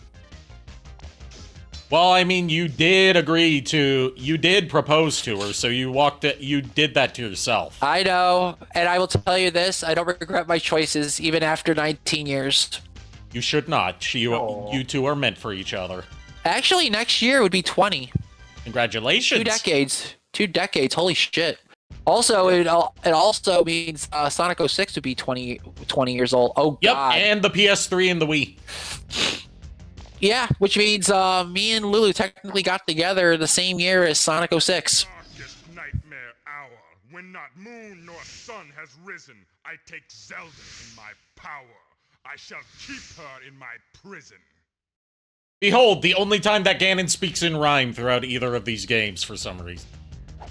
Join me, Link, and I will make your face the greatest in all of Koridai. Or else you die. Will die. I like that both variations of him saying die throughout both games have become instant YouTube classics. Like, there's die, and then there's die. Oh, God. It burns! No, not into the pit! It burns! That's this game that he says that. In Wand of Gamelon, it's, no, the chains! You haven't seen the last of me! And a little bit to show the versatility of the small cast that was in both of these games. King Harkinian and Ganon share a voice actor. Yeah. Yeah, I can hear it. People have speculated on who voices Morshu because no one's been able to track him down, and any leads they have found are to people that are long deceased. But they have tracked down King Harkinian and Ganon's voice actor. And, okay, we got grapple berries. I'm sorry. I'm out of shit. I have to go back to the ice area to farm more snowballs because I'm out and these enemies can only be killed by snowballs. What a game. Yeah, what a game. One of the games ever made. This is why, again, I will say I'm glad there isn't a CDI Castlevania. This is why I'm glad. They would make it based on Castlevania 2. Yeah, I know. It would be way fucking worse. Castlevania 2 is already a riddle headache. They would make it based on Castlevania 2. It would have full motion video voice acted scenes with all of the most inappropriate designs and voices. It would take more inspiration from Captain N than the games themselves, given that this game takes more inspiration from the Zelda. Even more. Given that this game takes more inspiration from the Zelda cartoon than the games. Let's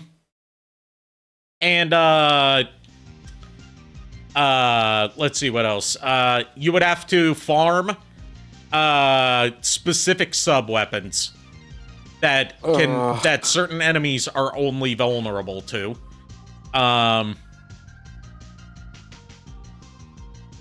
Let's see what else. You would have a save. You would have a save system, thankfully.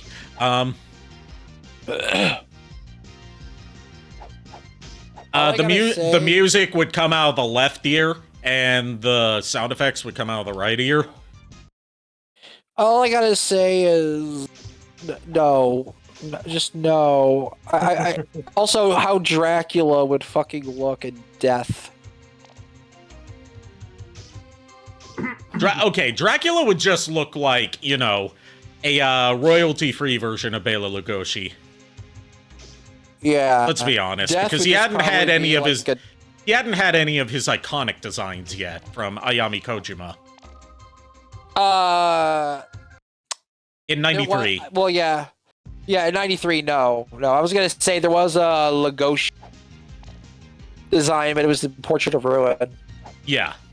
And you could argue that his design in Dracula X Chronicles is like a mix of Lugosi and Christopher Lee.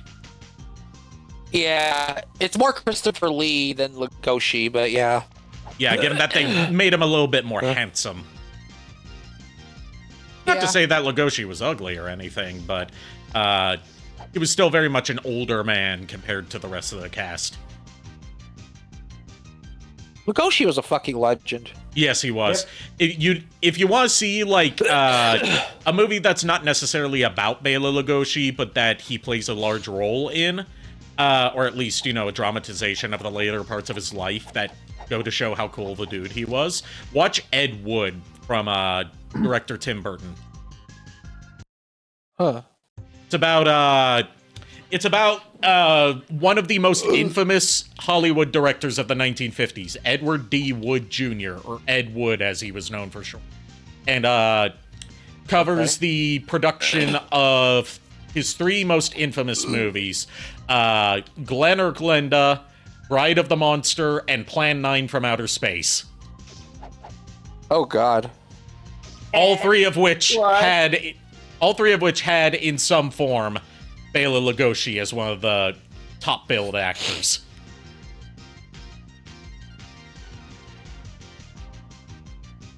Because Ed befriended and continued to give work to long after he'd been rejected by Hollywood. Bela Lugosi, he was good friends with him. Like later in life, it also deals with like, obviously a lot of it's focused on the production of the movies and, like, dramatizing and making some comedy out of it, with the benefit of hindsight for what we know about how these movies would turn out. But it also deals with, like, the real-life struggles of Bela later in his life, where he was addicted to morphine. Ouch. Did not know he was addicted to this stuff. Yeah, he was addicted to morphine, and there's this video you can see on YouTube from an old like news report or newsreel or something, where it was the last time that the public outside of a movie would see Bela Lugosi, which is when he had just been discharged from rehab. Oh, wow. And he was, like, looking happy and healthy. But Yeah, Ed Wood, great movie. It has some dramatic license taken, obviously. There's a whole thing about Orson Welles in there that did not happen in real life. But it makes for a good story. Yeah. And it's presented like a low-budget movie from the 1950s, including being shot in black and white. Oh, wow. And, it has one of my favorite Bill Murray performances ever, where he plays one of, I can't remember the character's, the person's real name, except his nickname was Bunny. He was, like, an effeminate, like, outward, like, very, very effeminate gay man that was part of, Ed Wood's troupe. And, Bill Murray plays him, and he steals every scene he's in. And also, Martin Landau is Bela Lugosi. And since it's a Tim Burton movie, Johnny Depp is Ed Wood. Of course. Not saying anything against the great Johnny Depp. I'm just saying it's like yeah, it's a Tim Burton movie. After Edward Scissorhands, you know it's going to happen. Yeah. But yeah, it won an Academy Award for Best Supporting Actor for Martin Landau as Bela Lugosi, because he turned in that good of a dramatic performance and funny performance as him. He shows a side of Bela Lugosi outside of the Dracula persona, where he's like crotchety old man at points, but also still has a sense of humor. The one thing of the Bela Lugosi Dracula that I would have loved to own as memorabilia is the Onyx ring. Oh, yes. That is a sick ass ring. I'm sorry, it is. Like, I can go on and on about the movie Ed Wood because it's one of my favorite movies of all time. Yeah. And I have been going on and on about it. But there's one bit of Martin Landau's performance as Bela Lugosi that I really love. That's also like a good bonding moment between Ed Wood and Bela Lugosi in terms of the movie's narrative. Which is, it's Halloween night, and they're watching the Vampira horror movie show, which Vampira was sort of the 1950s predecessor to Elvira, to the point where Vampira sued Elvira for stealing her bit. Which Vampira, originally the name of Carmilla in Castlevania 2. Yes. But was changed to Carmilla later. Yes. But it has them, watching Vampira. And Vampira, when I say she was like the 1950s equivalent to Elvira, that includes dressing up in like the Morticia Addams outfit with like the exposed cleavage, but not to the degree that Elvira had. Yeah. And making like, the shitty jokes about these, like, B-grade horror movies because that's all they could get for TV broadcast. And they're watching the Bela Lugosi movie White Zombie, which is another one of his great performances, and one that's more of a cult classic than a horror icon like Dracula is. And like there's this like they're watching it and like they're talking about how hot Vampira is. And she's played by Jamie Presley, the daughter of Elvis Presley. Oh, that's interesting. Who passed away like last year, I think. It's the only thing I've seen her in, but she does a great job as Vampira. Wait, how old was she when she passed? She was I don't know. I don't know too much about her. Okay. But my mom knew who she was when we watched Ed Wood together. She was like, "Oh my god, that's Jamie Presley." Well, I mean, I know your mom would know who that is because. Well, she has serious gaps in her knowledge as well. I'm just saying, it was like, I know your mom is a huge Elvis Presley fan. Not really, no. She's more of a John Lennon fan. John Lennon's her hyperfixation. It's my great aunt that was an Elvis Presley fanatic. Oh. I must have been confusing your mom with somebody else that I know then. Yeah. Sorry. My mom's really into the Beatles and especially John Lennon. Okay, yeah. Yeah. But and Michael Jackson. Of course. But like they're talking to each other about how hot Vampira is, and like Bela starts doing like the whole like hand motion that he did in Dracula when he was hypnotizing people to come into his clutches, you know, where he like kind of does like sort of like reaching outward and flexing his fingers, and he's like, "Come to me, Vampira, be mine." And Ed tries to do it with him, and he can't quite do it right. He's like, "How do you do that, Bela?" And Bela's like, "You must be double jointed, and you must be Hungarian." Honestly, I love that joke. Honestly, like, you know, I mean, like, unfortunately, I'm only half of that combination needed. So unfortunately, there's that. Yeah. Yeah, I'm like mostly Hungarian and Romani, right? Which I actually looked up some stuff about the Romani because, you know, I know bits and pieces of, you know, what pop culture is shown, but I've never known, like, the history and culture of the Romani. They come from India. Yeah. Yeah. That I found out in my geology class of all things. Yeah, I found out from my grandfather's side that God, what was it? We that my grandfather's side was God, I don't even know if the word to be said is it's considered a slur among the Romani people, but it's not a bannable offense on Twitch. It starts with the letter G. Yeah, the word that everyone used for decades and continues to use because they don't know it's a slur. Yeah. Yeah, I'm not going to use it.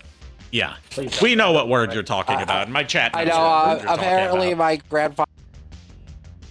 Yeah, there's people in the Romani, mostly among the older generation, that are more okay with it being used because they view it as like reclaiming a slur that was used against them. Yeah, you know, I'm not one to have any horse in this race or to be able to say what's right. I'm just saying, which means in terms of the Van Helsing movie, my grandfather's side would be basically vampire hunters. Oh, cool. If we're going by Van Helsing's description on it. Okay. But, yeah, another great bit from, Ed Wood comes from, like, a bit of a fourth wall breaking joke about the fact that the movie is shot in black and white. Where, like, the costume designer for one of the movies is, like, showing two dresses to one of the people is like, which one should our lead actress wear, the red dress or the blue dress? And holds up two dresses. You know, it's black and white, so they both look shades of gray. He's like, which one's the red dress and which one's the blue dress? I'm colorblind.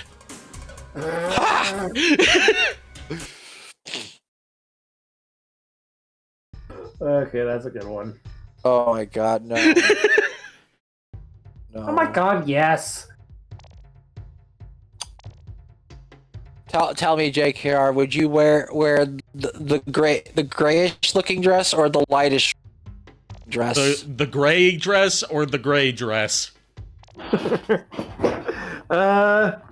Neither. I don't cross dress. I'm sorry, that's not my thing.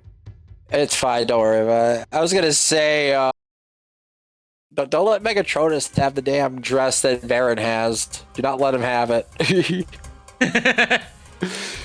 not gonna do anything with it. I know. It would just be like that one scene from The Lion King. Just be like, what do you want me to do? Dress a dragon, do the... Oh, God. Dress and Dragon do the... Yeah, I've only seen The Lion King once. And only instead, it's Megatronus in that dress that Baron got from the Rafflesia fight. Yeah. The Lion King was a pretty good movie. I've seen it multiple times. Yeah, the original Lion King is a masterpiece. Yeah, the original animated one. Fun fact: the director of the Mufasa movie that came out last year said he's never making a movie in that stupid fake live action style ever again. Because he hated it, and like obviously he didn't outright say I hated it because he would get blacklisted by Disney from Hollywood. But it was like I didn't enjoy working with like a virtual camera in a VR 3D environment. I enjoy like making stuff from scratch when it comes to animation. Yeah, as it should be. Because it's not just about it like why are you trying to make it look live action if it's an animated movie, and why are you trying to make an attempt at some sort of live action adaptation of a movie that cannot work in live action, and then advertising it as live action and denying that's animation as if it being animated is bad. He didn't even say anything about that. It was more like it was just not fun to make as when you're like making all the character designs and models from the ground up and animating everything by hand, and like have to factor in like how is the camera going to move along this predetermined path instead of just having a way to basically manhandle the camera in virtual space to do whatever you want, which is how they did the remakes of The Lion King and the remake of The Lion King and the Mufasa movie. Like, they say it's not animated and it is live action because they're using a real camera in VR. That's the same as... And they act like they pioneered it when, as Your Movie Sucks pointed out, the movie Surf's Up did that first. But no one gives credit to Surf's Up because no one cares about Surf's Up. There's also a rare bit of a rare piece from a good film critic like Your Movie Sucks defending Disney from false accusations, in that he did extensive research into the claims that The Lion King was an intentional ripoff of Kimba the White Lion. Yeah, I remember hearing that. Yeah. Like, that's passed around as like common knowledge and basically accepted as fact. He watched every episode of the 1960s series and its sequel series that only got a very limited release in English. And by limited, I mean it aired on the Christian Broadcasting Network under the name Leo the Lion. Okay. And has a hilarious English dub. He watched all of the Kimba the White Lion movies. He watched all of the other anime adaptations of it, and he read the manga. And he was able to definitively prove, alongside, because The Lion King is his favorite movie of all time, and one of the things that got him into the furry fandom and helped him realize he was gay, apparently. Maybe I'm mixing things up. I know he has a thing for Scar.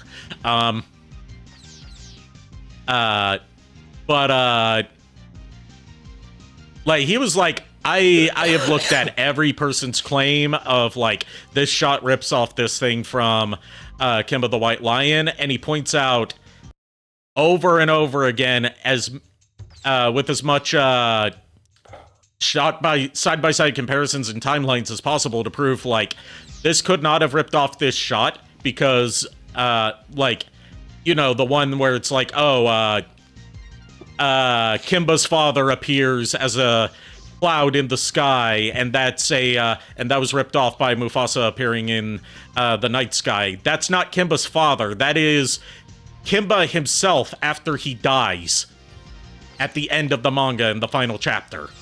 And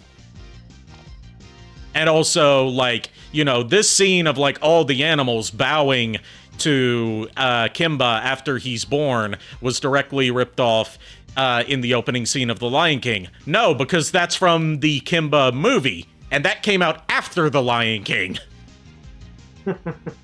So if anything, Kimba ripped off The Lion King there.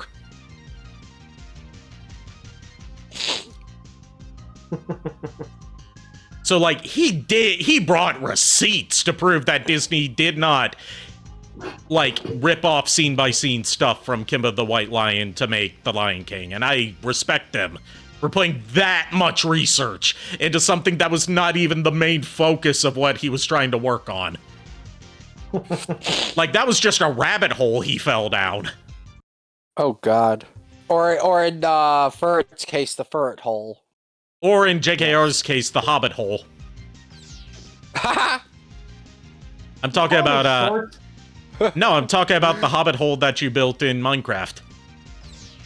Yeah, I know what you were talking about. I was just gonna... I was just like... Also, no, I'm not calling you a short stack, because unlike you, I know what that means. Okay, Niko said that he's heard it as an inspection as well. You know that, right? I'm keeping my mouth shut. I'm keeping my mouth shut, boy. I know if I step on one wrong landmine, I'm gonna get caught up in this. It's like the song says, landmine has taken my sight, taken my speech, taken my hearing, taken my arms, taken my legs, taken my soul, left me with life in hell. What was it you were talking about again? Sorry? Ari? Oh no. Landmine? Mine?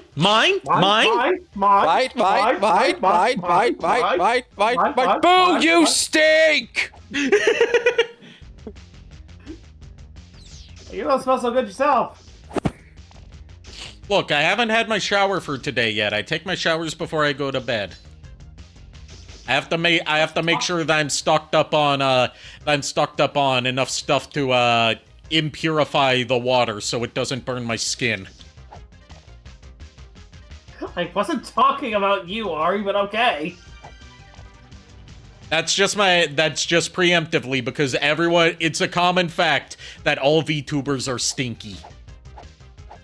I mean, I was referring to Niko, but that's just because of a conversation we were having earlier. Before you hopped on. You were talking about stank?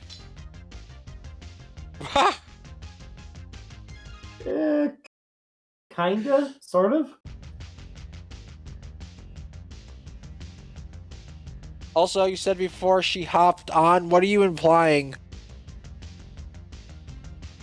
Are you implying that I'm some sort of frog? What do you think I am, Froggy Lock? In which case, I don't think she's a frog either. I think she just likes the name. I think she's supposed to be like some kind of fairy. That was loud. Thanks, Mario. I don't know where that came from. It's just like something that was on here. I was like, okay, yeah. It's like the character's famous catchphrase, as recited by Cat Icarus. It's a me, Mario. Wahoo! Come on, children. Oh God.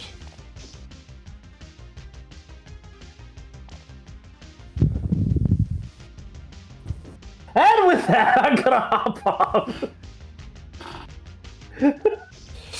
I do actually need to get some sleep though, because I have to be up at the ass crack of dawn tomorrow. All right. And just in time when we got the fire diamond, whatever that does. Oh, jeez. And we unlocked a new area, Shipwreck Cliff. Shipwreck Cliff. How is there a shipwreck on the side of a mountain? Hello. I'm just gonna say, you know, maybe a massive tsunami or a tidal wave or something like that threw it up there. The topography of Koridai confuses me. Koridai didn't confuse you before? Let's not go to Koridai. It is a silly place. It's a confusing place. On second thought, let's not go to Koridai. It is a silly place. Anyway, have a good night, guys. Alright, have a good night. You too. There was one more. You know there's a third Zelda CDI game, right? Zelda Adventure? Yep, and in that one, like, I was talking earlier while you were away about how none of these games take place in Hyrule, and listing the names of all the places that they take place. Like, this one is Koridai, Wand of Gamelon is obviously Gamelon. Zelda's Adventure is Tolamak. I was also gonna say, it just looks like a Google satellite image. You just watch it. Tolamak is Camelot spelled backwards. Oh god. I will give Zelda Adventure this. Instead of animation, they tried with live action. I can commend them a little bit. They tried with more, live but... action fucking everything. God damn. There is a problem with its presentation, though. What? Having played a bit of it. It's impossible to tell who's talking. Yeah. Yeah, that's true.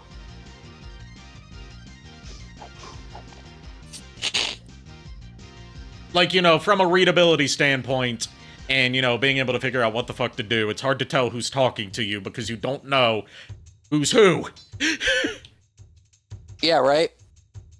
Also, I will say, Zelda's wand in Zelda's Adventure. It's a shitty wand. Doesn't even have a projectile at first. So you just use it like a sword. And it looks like a sword. So why not just call it a sword? Have we ever fucking found Gleeok? No, but hold on. Got this lady. Yeah, we got the frozen lady. I'm thinking we need to use this fire diamond with her. Or do we? No, we don't. What? Can I use the fire diamond? What is it even? Okay, why? I need to... She said that the river is frozen. So I'm guessing that means we need to go to Shipwreck Cliff. Probably, because the source of it, maybe. Now, she said the river was frozen. Didn't explain why she was frozen. Maybe the dumb maybe the dumb bitch stood in the river while the water was freezing up, and then she got frozen along with it. She just needs to let it go, okay? Oh my god. That's all I know about Frozen. And my only exposure to Let It Go has been through that god-awful level in Kingdom Hearts 3. All I know about Frozen, well, I have seen it with Lulu, but all I know about Frozen is reindeers are people too. Look, all I know about Frozen comes from Kingdom Hearts 3 and the game froze. Well, I have not saved at any point in this. You think it's a good place to call it? I think we're gonna have to call it. Otherwise, we're gonna be here for another 3 hours. Yep, 2.5 hours, but we know what we're doing now. Yep. So, moral of the story, everybody: always save. Yeah. Yeah, I was kind of begging for that to happen. I was tempting fate. Yeah, we didn't even find Gleeok. We only found a necromancer. And we couldn't even kill him. Yeah. But we got some seemingly useless items. We got a heart from a bunch of fairies. We got a heart container for Link. We got a heart container. We got some grapple berries, and we got a fire diamond. And we made no progress in any of the faces of evil. Yeah. Yeah.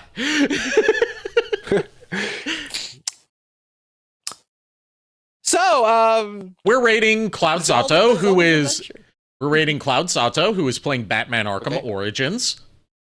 Okay.